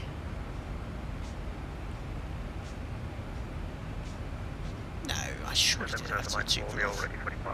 I remember I did VATSIM Cross the Pond. That was it. I did Dublin to New York, and then I did a week after my first stream after I did the first Cross the Pond was I did a 2-sector JFK to Washington Ronald Reagan. We did that. It's a really cool approach, and the river visual, and then Boston. So I'll share that now. Here's my first ever stream in the US on VAT in. There you go. That was my first ever stream on VATSIM in the US. Right. Anyway, we best start setting up for this approach in Berlin. Let's see if I can get the weather at least. Yeah, I can do. See what they're landing on in Berlin. So Berlin information. Echo, ILS 25 left or 25 right. Runways in use 25 left and 25 right. So we're going to request 25 right because I'd like to park where the old Schönenfeld terminal was. It's quite nice scenery by Aerosoft. It has got all of it, but we'll take whatever they offer. But if I'll try and request 25 right. Weather's perfect. 1204. Slight tailwind. Cav OK. 14 degrees. QNH is 1022, which is preset. Long-range radar, good day, right now 365, fair play level 022, let's get the winds in, so I'll hand over control to Andy. 365, Langen, hello, identified. I need to update Avitab so I can get the little home button on top again. Reduce Mach decimal 72. Reduce 0.72, right now 365. Lufthansa 55 Lima, reduce Mach decimal 76. There's our descent speeds. Hello, Lufthansa 25 Juliet at Köln, requesting pushback. 25 Juliet, push is approach northeast on Bravo and on the CBDC action on the ground. 235 at 40. Important to do this so you get VNAV, accurate VNAV guidance. That was working really nice earlier. 225 at 18. That's executed. We're going to request runway 25 right, even though we're coming in from the south on our arrival. 133905, Alpaca 8, Bravo Echo, bye.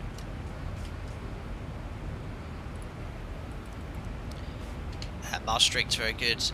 Evening, Alpaca 8, Bravo Echo, flight level 370 to Nobsa, Mach decimal 76. 8 Bravo Echo, Maastricht, hello, identified. You have strange routing into Berlin as well, so I've got a new waypoint for you. Proceed direct to Ockbear, that's Oscar, Golf, Bravo, Echo, Romeo. Direct to Oxer, Alpaca 8, Bravo Echo. Yeah, so I modified the... Just confirm it's Ockbear, that's Oscar, Golf, Bravo, Echo, Romeo. Oscar, Golf, Bravo, Echo, Romeo for the Alpaca 8, Bravo Echo. Thanks. I was thinking of another waypoint and I fly to real life. Yeah, I modified it slightly. So he wants us direct to Ogden. So bring that to the top, 159 miles away. And what we'll do is execute that, and you'll get the discontinuity. This is correct, using reserve fuel, because it's going from Ogber to your next waypoint, which is Mosba, which is just ahead of us. And I think there is an Ogber arrival. So there is. So if you guys are watching and you're members, and I gave you this flight plan, you want to be flying the Ogber arrival. There's a star here, so let's change that now. Arrivals. It's going to be the Ogber for 25 right, ILS 25 right, and the Ogber arrival is via the Ogber transition. Execute that.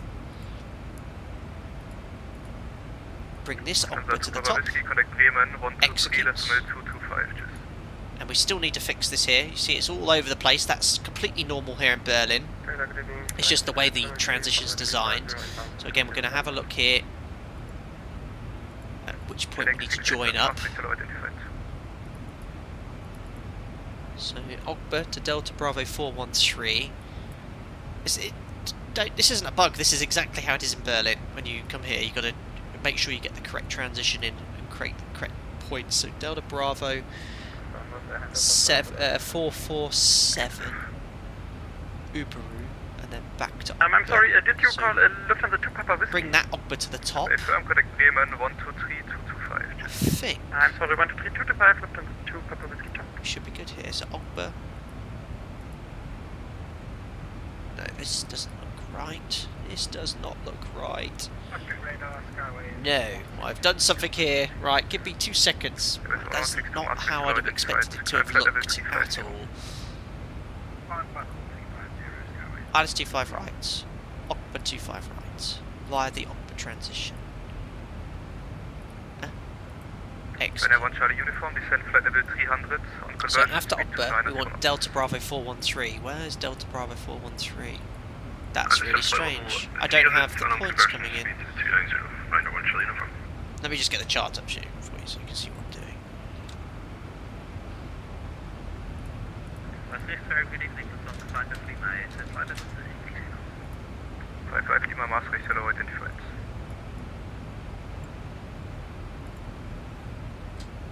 So we should be having Ogba direct to Delta Bravo 413. I've got this 216 Foxtrot, which I know that's off the approach chart.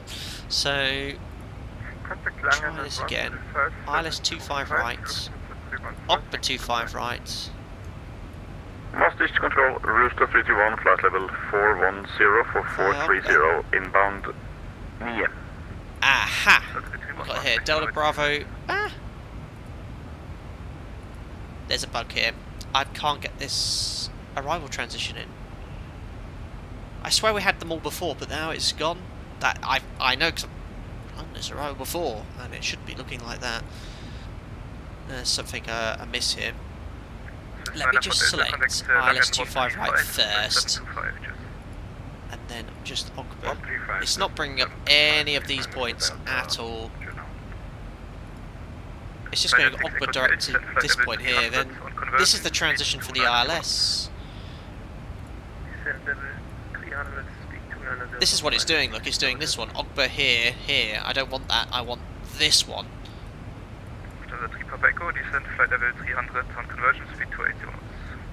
Stick it right via. Let me just select another approach. It might be the only way that I can sort of get it to work. So let me just execute that. Put something else in.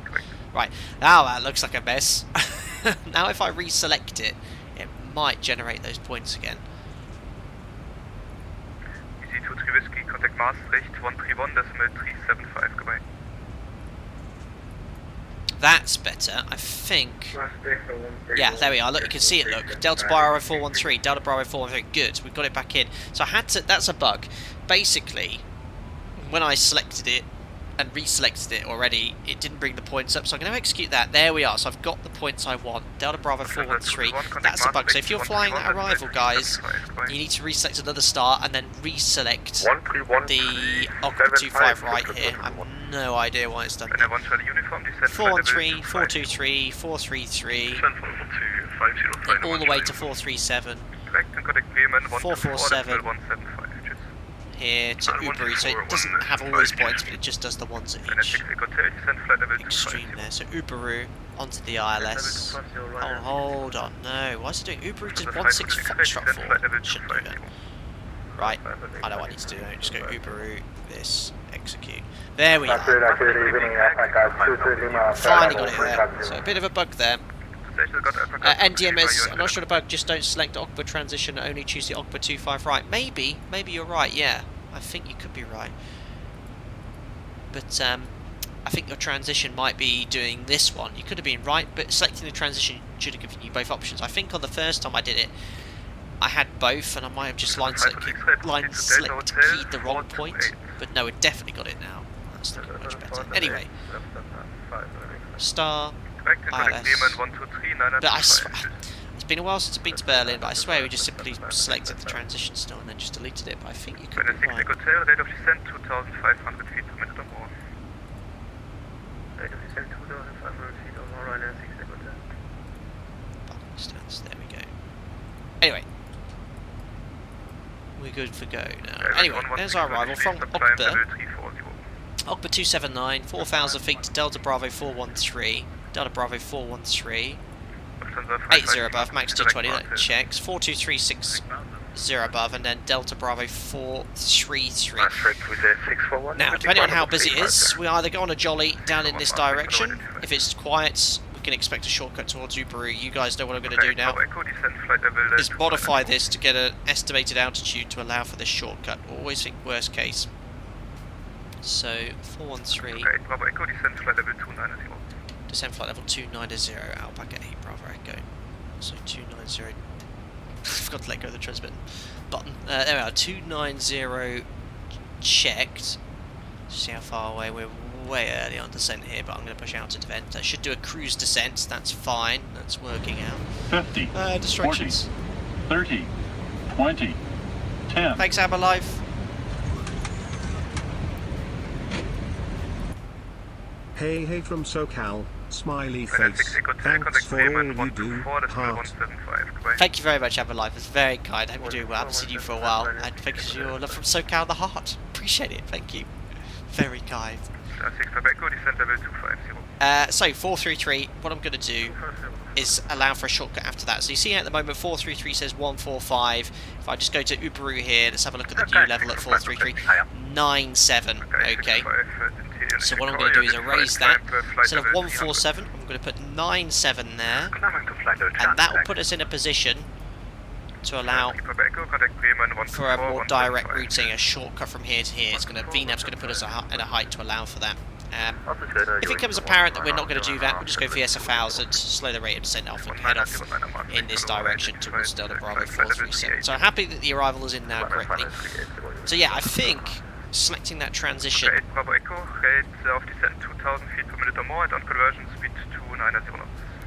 2,000 feet per minute or greater on conversion 290 knots, out back at 8 Bravo Echo. So 2,000 feet per minute, he wants on conversion. Well, we're doing a cruise descent. Look how far we're off this magenta line now. Just update that again. So I'm just going to update our cruise descent speed here to 290. Execute. And then cruise speed to... Oh no, cruise descent. That's fine. So we're going to keep it in Mach for now, and then when we get to 290 we'll change it over to indicated airspeed. He's got the rate he wants as well. Onto the ILS then. So we're coming in via, hopefully, Uberu. If not, we're going to fly that full arrival all the way out here, coming in from the east towards Uberu.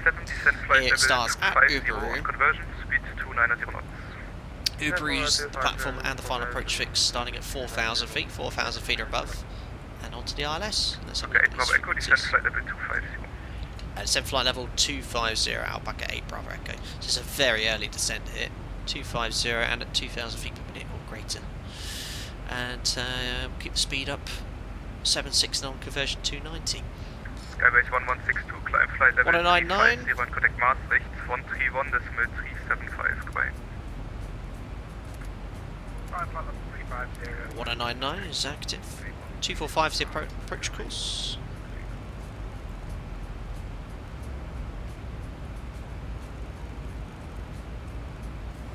245 is set. Minimum's 354 for the Cat 1. So we can set 354. That is set. Perfect.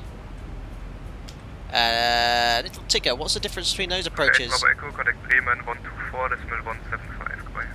124.175, Alpaca 8 Bravo Echo Party.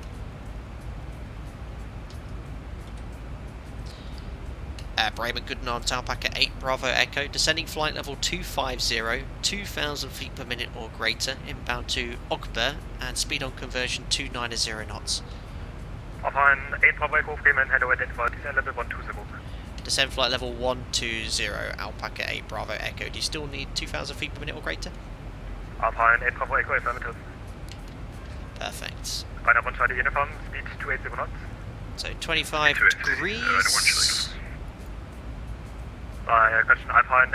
Sorry, as I was saying, Little Tigger, yeah, so the transition here is, this is a conventional based transition, so you don't actually need RNAV for this. You go outbound, I think, yeah, based off the Leeuwenberg VOR, and then you can fly here inbound on the Fusion Squad. So this is a conventional arrival using VORs. 21st century RNAV is what we're using. I think he said Alpine, yeah. Unbelievable. Alpine, isn't that, is that EasyJet's Swiss subsidiary's call sign? I can't remember. Right, anyway, let's finish briefly this ILS. Frequencies, courses, minimums are set. The VOR, I think, for the missed approach is based off Schönenfeld. There it is, Sierra Delta Delta. 14.4, we'll stick that on standby.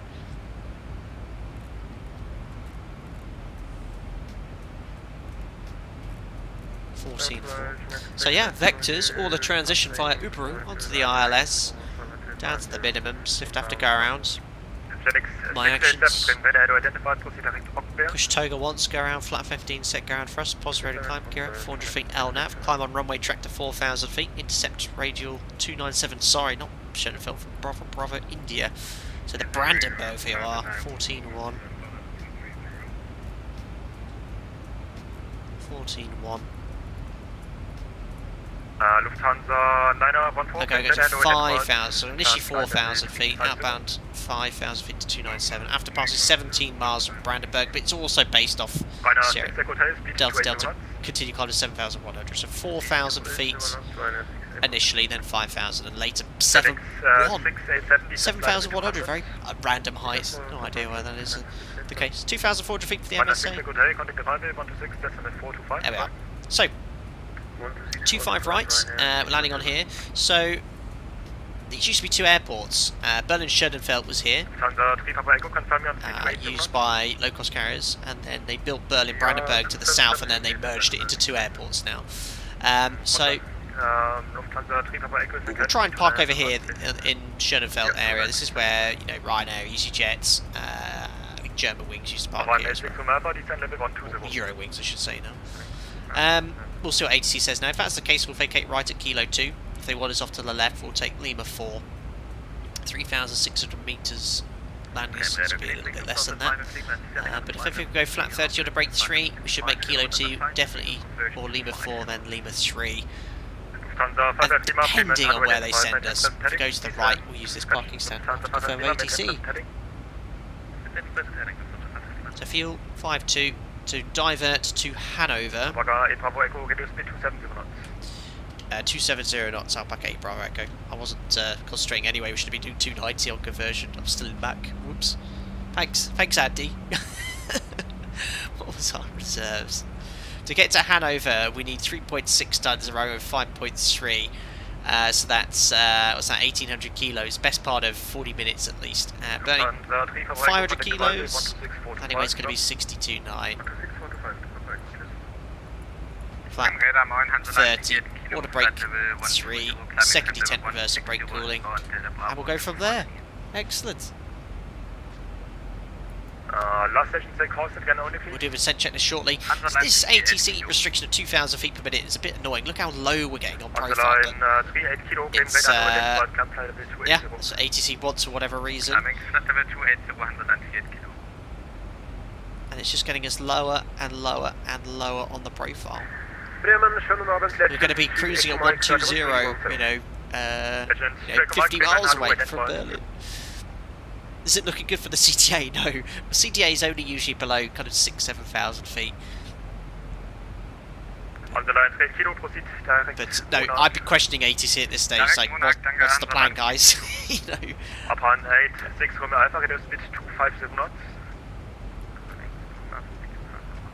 think he's calling all the alpacas Alpine. Good evening, Alpaca 23 Lima, flight level 250. Order brake 3. Why do you need order brake 3? Order brake 3? That better to explain.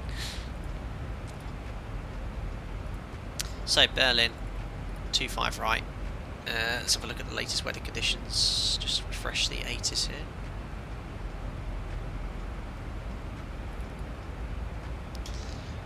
Runway use 25 left. 1204, so slight tailwinds. 14 degrees. QH 1022. 30. What's that landing weight again? 500 kilos off this. 62.9. Upon 86 Romeo Alpha stop descent flight level 140. Hold at Ketab as published. There we are. Flat 30 order break 3 is about 1,800 meters. If we have a look here to vacate at Kilo 2, I'd say that's about 2,000 meters or so. So flat 30 order break 3 works out well. Order break 2 might just take us a little bit beyond that, so that's why I've used order break 3. There we go. Well, what is the definition of a short runway? Is 2,500 meter runway considered? Good evening, Alpaca 23 Lima, flight level 250. Considered a short one. Anything less than 2,200 meters, getting towards a shorter runway. You can routinely land though on runways less than 1,800 meters. It's approaching the sort of landing limitation. So if you're landing at max landing weight. Andrea F, can you explain how reverse detents work in real life? Yes, I actually have an Instagram post from about 3 or 4 years ago if you head over to Instagram with all the pictures of the detents. So the first detent, if you just lift it up as a gate once the thrust lever is closed, which will activate once you're on the ground or below a certain radio altimeter height. About 13 feet or 5 feet or something, but you only wait until after touchdown. You just lift the you just lift the lever up, and that'll be so busy here. So.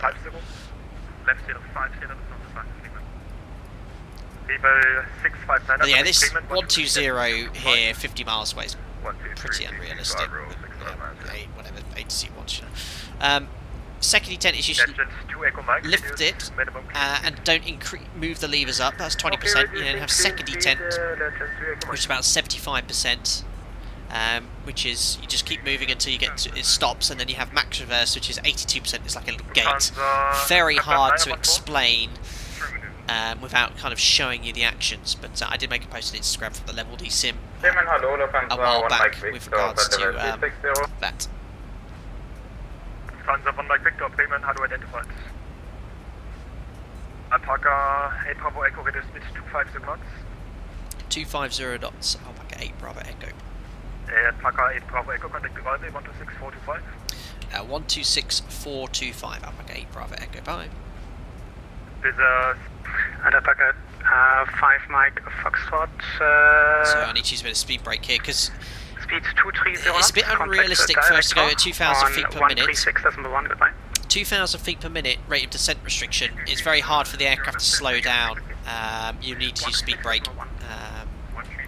Let's try and get down there.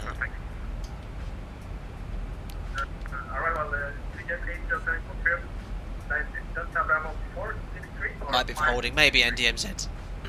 463, please. Lufthansa 2014, contact Berlin Director on 136.1, speed 220 knots. Director 136.1 and 160 knots, Lufthansa 2014. Radar, good evening, Alpaca 8 Bravo Echo, descending flight level 120, instructed 2,000 feet per minute or greater to Ogba, speed 250 knots. Alpaca 8 Bravo Echo, rim radar hello identified, hit Ogba 25 right transition, and descent flight level 100. And descent flight level 100, and cleared on the Ogba 25 right transition, Alpaca 8 Bravo Echo. So that's 100 checked. Let's keep the rate. Ivan Limited, hope you're doing well. 5.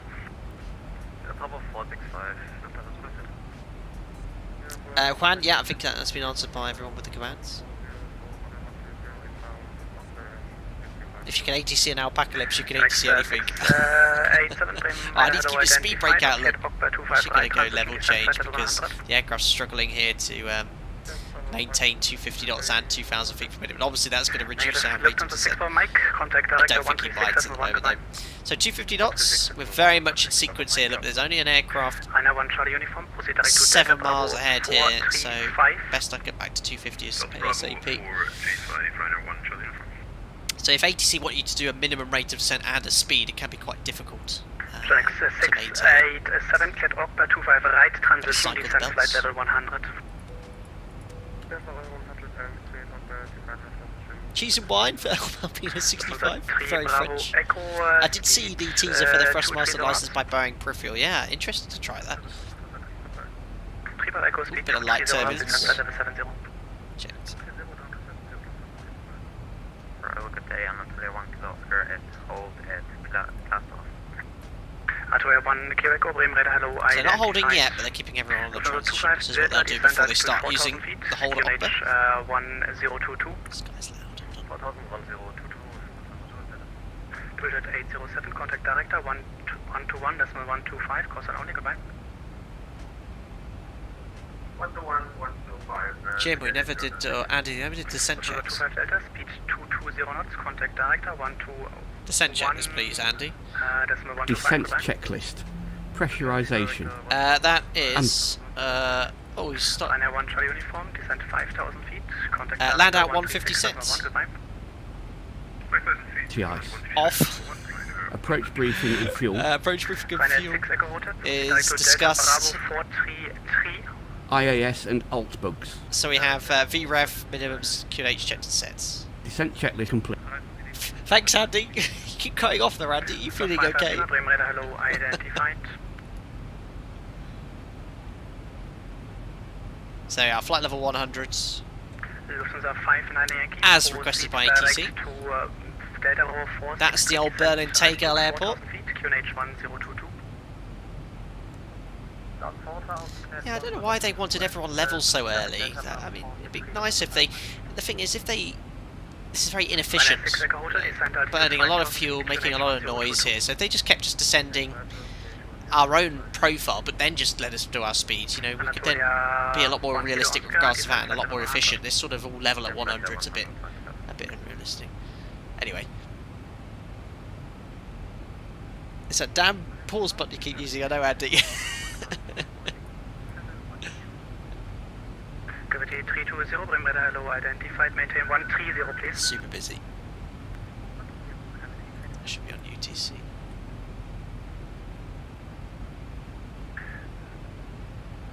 Alpaca 8 Bravo Echo, speed 220 knots, descent altitude 5000 feet, QNH 1022. Speeds 220 knots, descend 5,000 feet, QNH 1022, Alpaca 8 Bravo Echo. 5,000 feet is set QNH 1022, vertical speeds, it's going to do 500 feet per minute, passing 10,200, 5,000 feet, and the standby altimeter is set. No flags. Do the post-cruise checks now, so fuel, 4 pumps, loads of gas to that, loads of gas, actually only quite heavy, 63.3, just over 5 tons. Lights on, logos on, angle of bank set to 25 degrees, pressurization 3.2. Set and seatbelts on, recall. Checks complete. Lufthansa 3 Papa Echo, descent 5,000 feet, QNH 1022. Anyway, profile's now coming back, 9,000 feet below. Alpaca 8 Bravo Echoes, reduce speed 220 knots. Still doing 220, Alpaca 8 Bravo Echo. Anatolia 1 Kilo Oscar, proceed. I think he's just asking me about the speed again because look, we're quite close to the traffic ahead. 5,000 feet, QNH 1022. Can you see him, guys? There he is. Anatolia 1 Kilo Oscar, speed 220. Hello, Pag. Gravity 3. Assetto Corsa Hollands. Did you know alpacas are from the camel family? I didn't know that. Alpaca 8 Bravo Echo, proceed direct to Delta Bravo 433. Delta Bravo 433, Alpaca 8 Bravo Echo. That sounds very German. Execute. LNAVs available. LNAVs engaged. Alpaca 23 Lima, Bremen radar hello, identified. Cleared Ogba 25 right, transition, descent flight level 100. Descent flight level 100 and city transition again please, Alpaca 23 Lima. Alpaca 23 Lima, it's Ogba. Very busy in Berlin right. this evening. But they wouldn't have it any other way, I'm sure.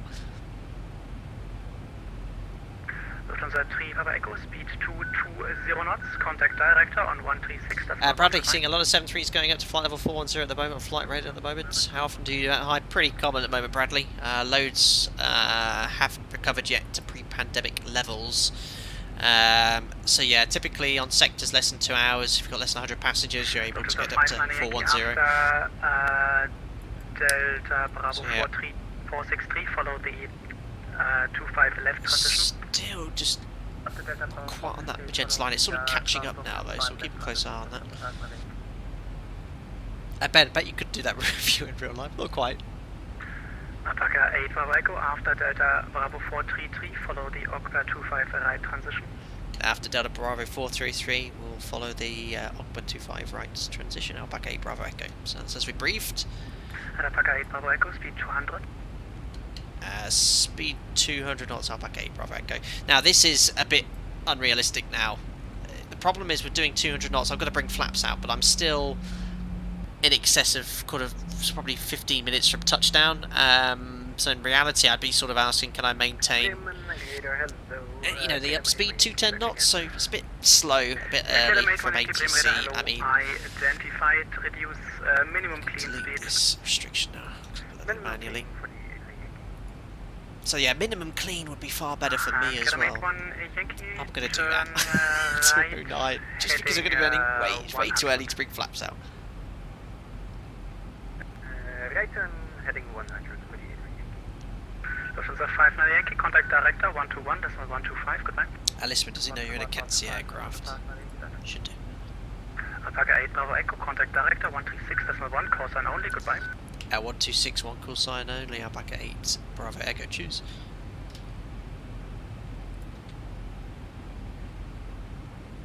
Berlin director Alpaca 8 Bravo Echo. What's that frequency? 26.1? 36.1 I think. 641, pre-blader hello identified, clear.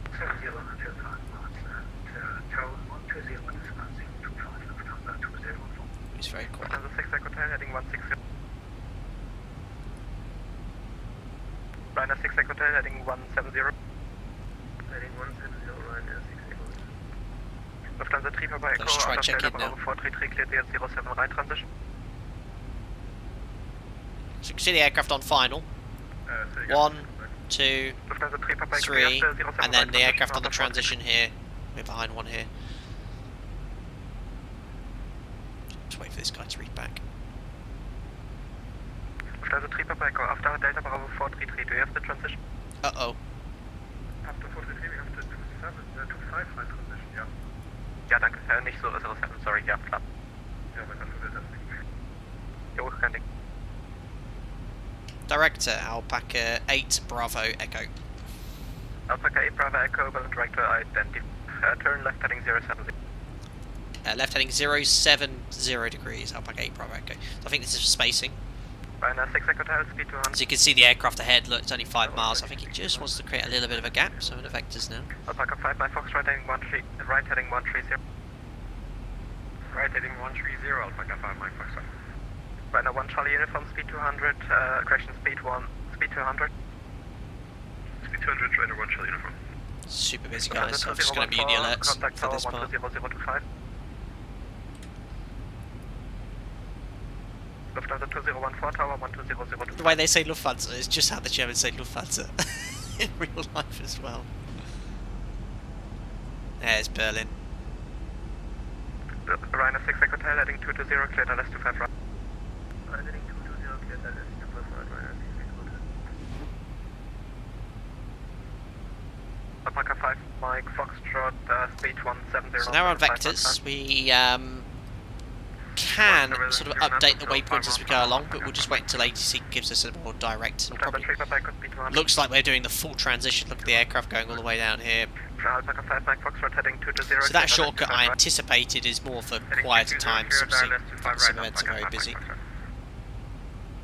Set speed to 200. I'm being a bit naughty there, RT Simulate. I'm just flying the up speed because it's a little bit more efficient. I'll be burning too much fuel going there. And hindsight, I should have asked them. Alpaca 5, Mike Foxtrot, descent 4,000 feet to intercept island. Actually, a lot of airports we fly into, if they give us a speed, we have guidance that says that the up speed is sufficient. You just advise them with that. Thank you. And Alpaca 5, Mike Foxtrot, if you're on X-plane, proceed direct to Buru to intercept. Direct to Buru to intercept Alpaca 5. I think they're allowing for the fact that the localizer can't be picked up from such a distance. If you're saying if you want to explain route direct to that point. Alpaca 8 Bravo Echo, turn right heading 160. Right heading 160 degrees, Alpaca 8 Bravo Echo. Am I getting cut in here? Am I going on a little base leg here? I'm just going to go out to Delta Bravo 433 again. So you see it's already sequenced the next waypoint because we've passed beam it. So what I'm going to do is reinsert that waypoint. Where? That's a bug. Delta Bravo 433. Why is it still saying 437? Okay, just see what ATC is going to do with us here. We're in a good position for a straight. Are we getting cut in here? I wonder. Or is he just going to send us left again? Nah, he's going to be sending us left. It's too cheeky. Alpaca 8 Bravo Echo, do you have still the transition? AFM. Alpaca 8 Bravo Echo, thank you. Proceed direct Delta Bravo 434. To Delta Bravo 434. Alpaca 8 Bravo Echo. I have to type it in manually, but we can do that. Delta Bravo 434. Execute. LNAV's available. LNAV, and then join the dots. Why are you not turning ZIBO? LNAV, turn! There he goes. Delta Bravo 437. 3 Papa Echo, speed 180 knots. There you go. Beautifully done, ZIBO. Beautifully done. It's overshot this turn slightly. So, Delta Bravo 437 is really like cutting off. So yeah, no specialist treatment here. He's just creating a bit of a gap between us and the traffic ahead.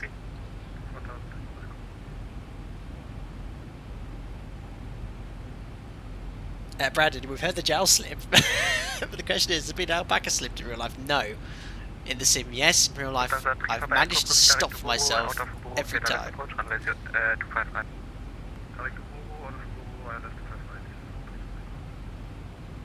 So that little heading and jink was essentially just to create a bit of a gap between us and the traffic ahead.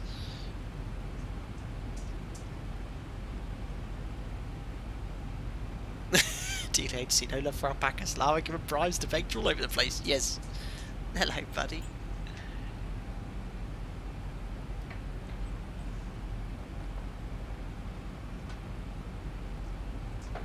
Nearly there, guys. Best do the approach checklist here, and Andy can read that. So approach checklist, frequencies 1099, 1099. Fixings runway 25 right to... Ooh, forgot to put a 4 mile ring. 10-4, idents. We've got India Bravo November Whiskey. Which checks. And Andy has India... Oh no, he doesn't have the ident. Sometimes it's a case of real life. We pick up on one side and not the other. And standby instruments are set. Confirm heading 160 degrees, Alpaca 8 Bravo Echo. Right, I had 16, but I'm sure you meant that. Oh, nice little cut off there. So 160, course is 245, which is correct. I'll have the approach checklist, please, Andy. Approach checklist. Altimeters and instruments. Set and cross-checked. Approach aids. Haven't got it your side, Andy, but checked and set. Approach checklist complete. Thanks, Andy. Perfect. No CDA today, I'm afraid. But that's been impossible. But great, HC vectors and sequences being excellent. Alpaca 8 Bravo Echo, descend 4,000 feet, turn right heading 220, cleared ILS 25.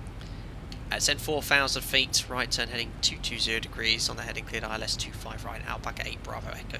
I don't think this controller realises, I think he's cutting off his mic a little bit too early, so the end of his transmission's not coming through. So what we need to do, because it's X-plane, the localizer range isn't that great. We need to extend the sense lines the aircraft has to bite onto. So we could do that from Ubering, the final approach fix, bring that to the top, and on the intercept course put the final approach course, which is 245, execute, and then we can... 170 till 5, Alpaca 8 Bravo Echo. We'll start slowing down then. So flap 1. Alpaca 8 Bravo Echo, descend 4,000 feet to intercept ILS. Descend 4,000 feet cleared, ILS approach Alpaca 8 Bravo Echo. So vertical speed, I've got to engage.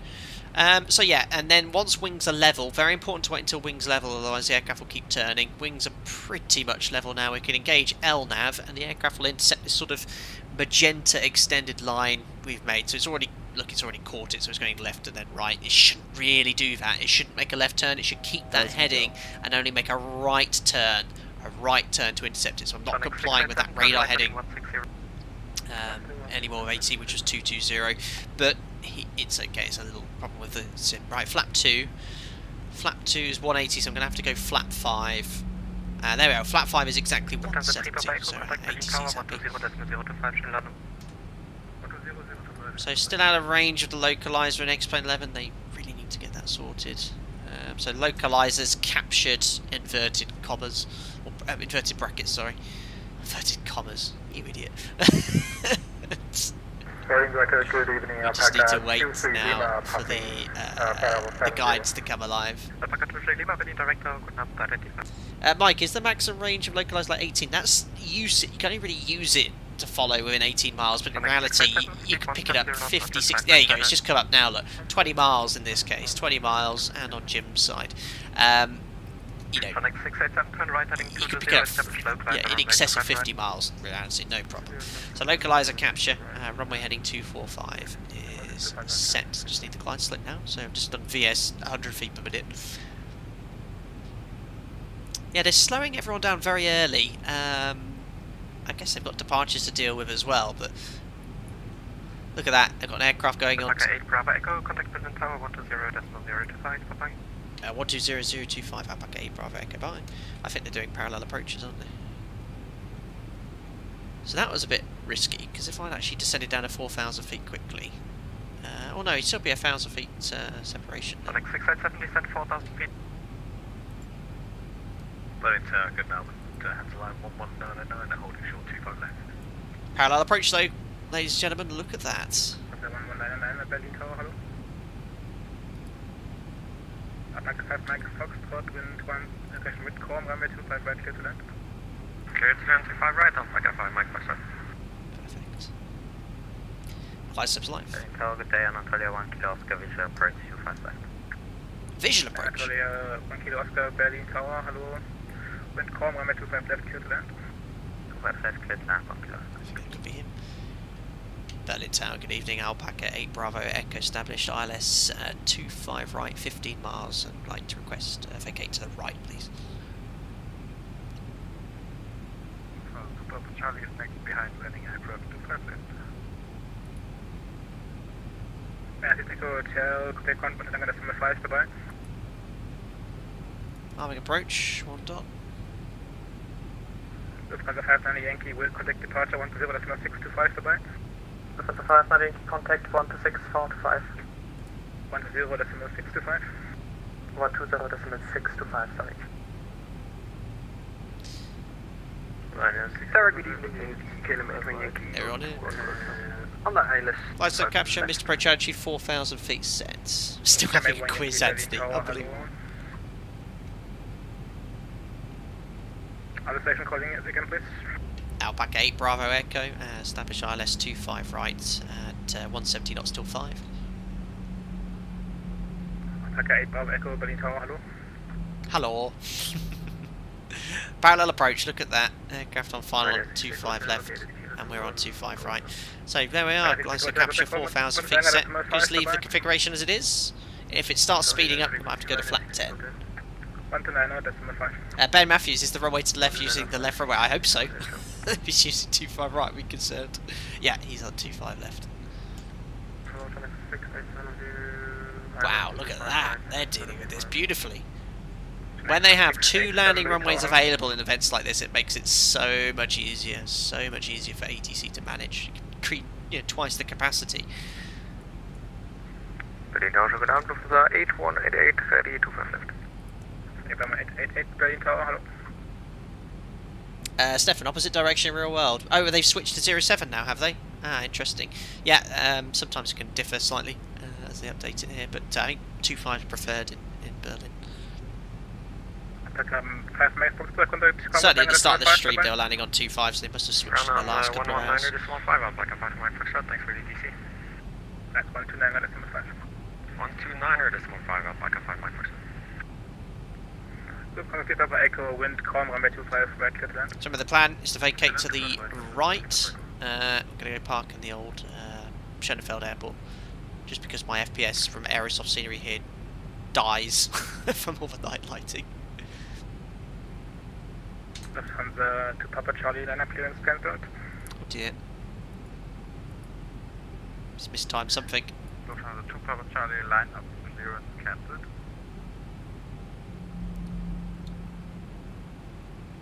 Sorry, a bit of a chaos as well, absolutely. Runway 25 left, clear to land. Clear to land, 25 left for the KLM 820 Yankee. So that's the KLM to my left, just got his landing clearance.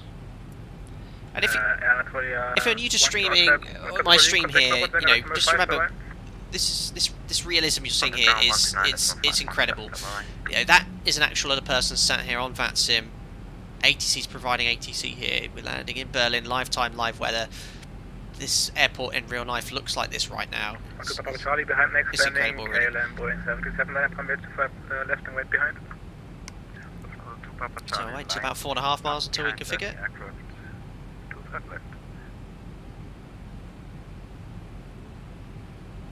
Well, so gear down. Flat 15, match speeds. Landing checklist. Start switches, continuous, recall check, speed brakes on, green light. Landing gear. Down 3 green, auto brake set to 3. Flat 30, match speeds. VNAV's working very well now, it's only 100 feet off the profile, that's pretty good. Where's that highlighted? Not sure. There we are, flaps. 30-30 green light, just waiting for our landing clearance. Target thrust today around 58, 59%, quite heavy. 63 tons landing weight, only about 2 tons below max landing weight. 1,000 feet, stabilized, Mr. Perch, altitude set. Checked. Oh, landing checklist, please, Andy. Landing checklist. Stop. Clear to land, Alpha Bravo Echo. Andy, calm down. Landing checklist, please. Landing checklist. Start switches. Continuous. Recall. Checked. Speed brake. Arm green light. Landing gear. Down 3 green. Auto brake. 3 sets. Flaps. 30 green light. Landing lights. On. Landing checklist complete. Thank you. Autopilot's disconnected. Autothrottle disconnected. My aircraft. Oh, look at this. No wind. Nothing whatsoever. Perfect conditions. My mouse out of the way. 500 continue. Thanks, Andy. Looking lovely. Checked. Just take a little bit of thrust off. Keep speed control. Quite yet, actually. 300. Checked. Checked. 200. Checked. Minimum. Continue. Looking nice. A little bit 100. left of centre line, but keep it descending now. 50. 40. 30. Check. 20. Close. 10. Ooh, a little bit high on the flare there. Wee. A little bit of... Oh, come on. Oh, no. No butter. Speed brakes up out of float. Terrible. Reverses.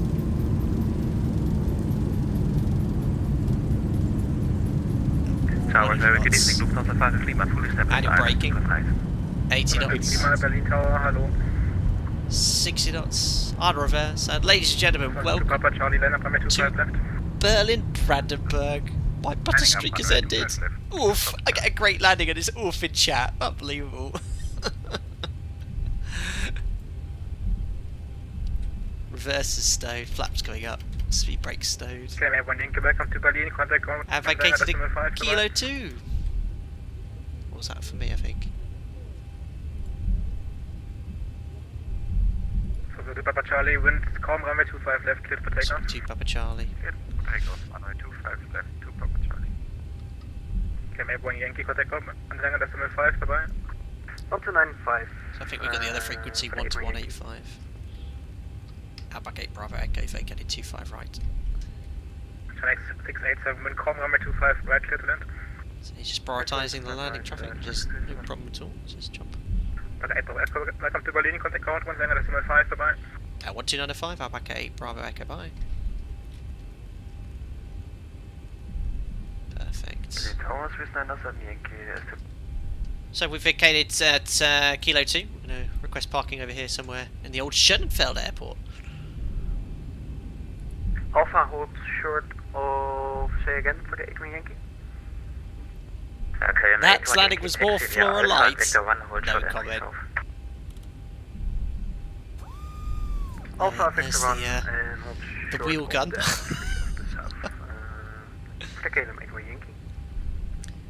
Ground, good evening, Alpaca 8 Bravo Echo. Vacated 25 right to the right, and we're on Kilo. Alpaca 8 Bravo Echo, ground, hello, check CVR Kilo 1, hold short Kilo. Taxi Kilo 1, hold short Kilo, Alpaca 8 Bravo Echo. So we're on Kilo 1, and he wants us to hold short of Kilo. Let me just see where exactly that is, because we're already on Kilo 1. There we are, so when we get to this little turn here, we're just going to hold short of the Kilo taxiway there. So we can increase our speed slightly, go up to 30 knots. Look at all the traffic on final, both on 25 right and 25 left. Absolutely resplendent, isn't it? In fact, this aircraft is hovering somehow. That's pretty impressive. Look at that. Better make sure I'm looking where I'm going, actually. Not sure what's going on there. It's the new Hover 737 available. Absolutely superb. Let's have a little bit of taxi music in. Turn on the alerts. Lovely. Hold on. Have all the aircraft frozen? What's happened to VATSIM? Have I... Yeah, Anatolia 1 Kilo Oscar, contact Apron 121. Why aren't the aircraft moving? Contact Apron 121, 850 Kilo Oscar. What? Look, they're all stationary. Alpaca 1, correction, Alpaca 8 Bravo Echo, contact Apron on 121, decimal 850. Enjoy the stream, bye bye. 121850, thank you. Alpaca 8 Bravo Echo, bye. Oh, I've got all these stationary aircraft on VATSIM. What's going on? Berlin Brandenburg, push and start move, facing south. So, approaching Kilo. Ah, what are you doing? Unbelievable. Always the same. So many helicopters. I don't know why it's frozen. Oh, that guy's sigh was so funny. Right, I better just hold short Kilo here. Fire Victor 2. 165 Victor 2, 1 Apron, good evening. Alpaca 8 Bravo Echo on Kilo 1, holding short of Kilo. Alpaca 8 Bravo Echo, Berlin Brandenburg, taxi gate 51 via November 1, November 2. At gate 51 via November 1 and November 2, Alpaca 8 Bravo Echo. There we are. So, November 1, November 2. So we're going to go straight up here on November 1. There we are. That's not stationary. Are they not stationary? Berlin Grand, Alpine 1590, request push and start, stand Bravo 09. No, they're not stationary. Oh, I think it just looked like that with the illusion. Push Oh, and start, my, cruise my. station south, Alpine I'll do the rest of this 1590. cleanup here. Right, out off. And the same for Leipzig 597, gate Charlie 04. Let's slow down here. We're coming at a rate of knots. Facing east, push approved 597. Right, November 1, and then November 2, gate 51. So we'll make a left on hotel. Get that APU started as well. Still need to do the rest of the cleanup.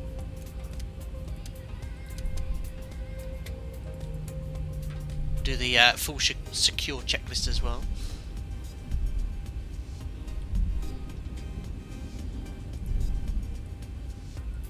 There we are. So next left, it didn't say went to, just said gate 51 via November 1, November 2. So we'll go in via hotel.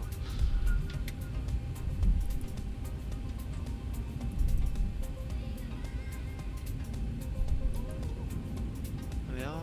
Gate 52, 53, 50. It's 51. I can't take 51 because I think 52's just been taken. Oh, it's going to be... We're going to be... Oh, no, I could take 51. It's a bit close on the tail, but we'll take it. Not the tail, the wingtip clearance. On bus. Shutdown 2. There's a little remote stand here, look, 737. We'll just make sure we're parallel with the two Ryanairs. That should do us. Superb. Right. Parking brake is set. And 2 blues, 1 red. We can shut down engine number 1. Ladies and gentlemen, welcome to Berlin Brandenburg. I forgot to say we've got Wi-Fi on board this aircraft today. That was a lovely flight. Very well handled on the VATSIM event as well. No problem at all. Superb. Oh yeah, we're going to do the transit we're going to do a full shutdown checklist today because we've got Welcome. Andy to read the checklist. We've got GPUs already there. Amazing.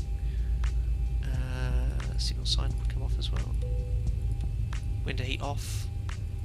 Propane should already be off. Electric hydraulic pumps off. And N2 below 20%. It is. Anti-cushion light off. There we are. And we just need to have Andy read the full shutdown checklist, please. Shutdown checklist. Fuel pumps. Off. Electrical. Off.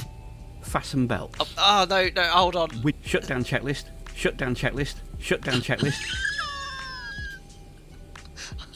I pressed it 3 times quickly to repeat it, and it repeated it 3 times. Andy, can I have the shutdown checklist, please? Fuel pumps. Off. Electrical. On GPU. Fasten belt. Off. Window heat. Off. Probe heat. Off. Anti-ice. Off. Electric hydraulic pumps. Off. Voice recorders. On. Air conditioning packs. Pax auto. Engine bleed. On. APU bleed. Off. Exterior lights. Logo steady. Start switches. Off. Auto brake. Off.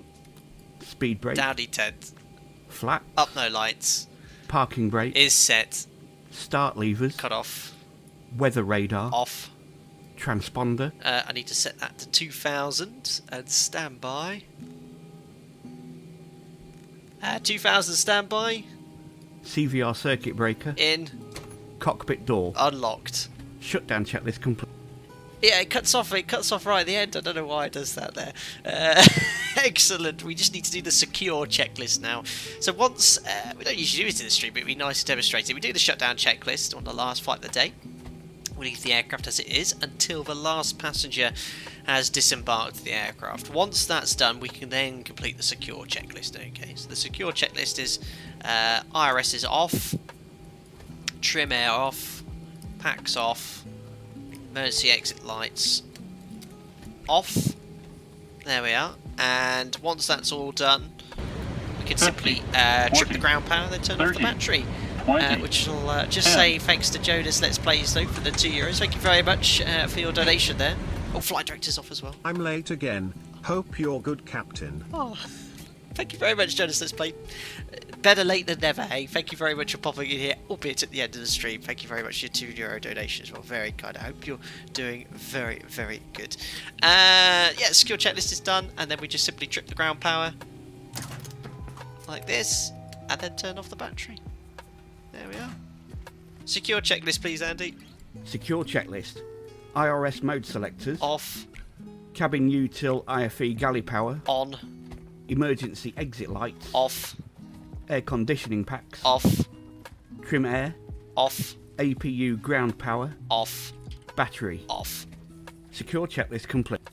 Thanks, Andy. Amazing. Andy's been brilliant today, hasn't he? Congratulations. What checklist is that, everyone's saying? That checklist is one of my members, Andy's pre-recorded all the checklists for me, which I can then play and respond to. So I'll make sure there's a link to that in the pinned comment section after this stream. But anyway, for the replay, I'm just going to put the battery on and the GPU because it just makes sure the lights are on, I think, for the replay there. But there we are. Beautiful. A bit of a Ryanair sandwich here, look at that. Awesome, let's have a little read of the comments then. 50, just 40, before we log off there. 30, 20, 10. Thanks, Andy. This is who you heard, by the way, on the checklist. What are you doing to me? I've started rapping. Thanks a lot, Andy, for the $5. Very, very kind. Appreciate your donation as well, and continued support as well. Thank you so much for recording the checklist. I think that was yours and other Andy's idea, Andy1302. Initially, when you suggested it, I said, oh, how's that going to work? But when you actually made these recordings and allow me to play it, it certainly brings a nice additional element to the live stream and added amount of realism, which I think you all enjoy. Let's have a little read of these comments then on the landing and the taxi in there. I broke Andy. Yeah, I did break Andy. Yes. Yeah, it was... oh god, look at this. You're so brutal. Literally a great landing and what would have been a normal landing on the line, and I just get inundated with no butter emojis. Thank you, Nicholas Lissy, who used a butter emoji. It was pretty buttery, I thought there. Where is the balloon emoji? That's actually quite a good idea, Dilly. I could probably use that. In fact, I'm going to replace it with a new one there. Or a float one, I should say. Still impressed. Thank you very much, Peter Green. Lots of balloon comments. Brilliant, yeah. Where's the check this out on Andy? That's all Andy. Lots of people will be asking that. Yeah, and I don't know. I swear those aircraft had frozen on my screen, but maybe just the direction we were taxiing in the aircraft looked. It made it look like they were not moving. Sure, it's not the parallax visual effect, yeah, where something's moving directly towards you in the same point in the windscreen, but no, I'm pretty sure they were. I swear they were frozen for a short while. Excellent. coming in here. Strobes, yep, well done, Andy. I think I managed to get everything there in the end. Superb, and thank you, Samuel Butler, for your highlighted comment there. Great flight captain, love the addition of FO Andy into the Alpaca Airways crew, fantastic. I agree as well. Awesome stuff. Well, to all the amazing VATSIM controllers today, fantastic ATC throughout the day. It was very cool to see. Set a little bit early, I think, and the speed 200 knots was a bit earlier there, but no, they did a great job there, and no holding sequenced in there beautifully. And yeah, VATSIM Germany are always hosting this event every Tuesday, so if you're ever wanting to fly to Berlin and see how busy it is, take a look at their events as well on the VATSIM pages too. Cool, so I've just logged off the network. We can turn off that music here, and I'll get rid of Fly Live now before I forget. There we are, turn up the music as well. I believe ZIBO's updated this version of the mod as well. I don't even know what we're on now. 350.5 I used to say, 350.6 available publicly. We still had a few little issues with LNAV there, but overall it worked quite well. This version was quite nice as well, so I'd grab this one, or 350.6, which no doubt fixes some more little bugs that were even perhaps discovered during this stream. Right then, let's cue the funky replay music. There we are. Yeah, once I was in the flare there, I made a little bit of a pilot-induced oscillation. I made a bit of a positive input, and I immediately had to correct it why it looked a bit shaky, because the conditions are absolutely perfect. It shouldn't look like that at all. Let's put ourselves there. 400. Turn that down slightly. We'll see what we can see in this pitch darkness.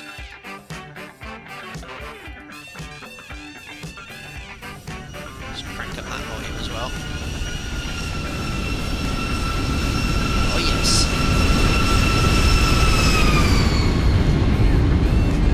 So flare was the right height, but it's just a little bit aggressive. And look at this. I made a little input, too much of an input, and I went ooh. Just floated down, oscillating a little bit on the rudder. But look at that for centre line. When I touched down there, look at that. The nose wheel landing right on the lights. I think that's why I was making those radar inputs. Oh, look, I mean, I'm just going to do a little slow-mo replay there. Look where the nose wheel landed. Super zoomed in. I can't get that any closer to the middle. I'll take that. But yeah, just in the touchdown zone, a little bit of a floaty. What happened to Takeoff? Takeoff's closed.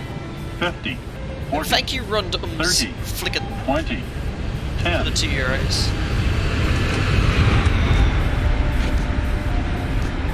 Thank you for the great stream. Just about heard. Smiley face. I just about heard that, Run. Thank you very much for your donation. Very kind. I'm glad you enjoyed it. Appreciate the $2 money. Thank you very much there. Let's do one more.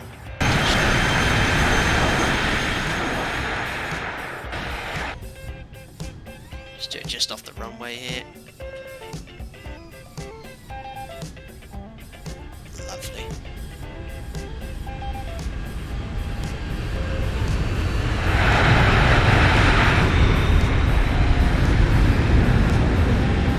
Superb.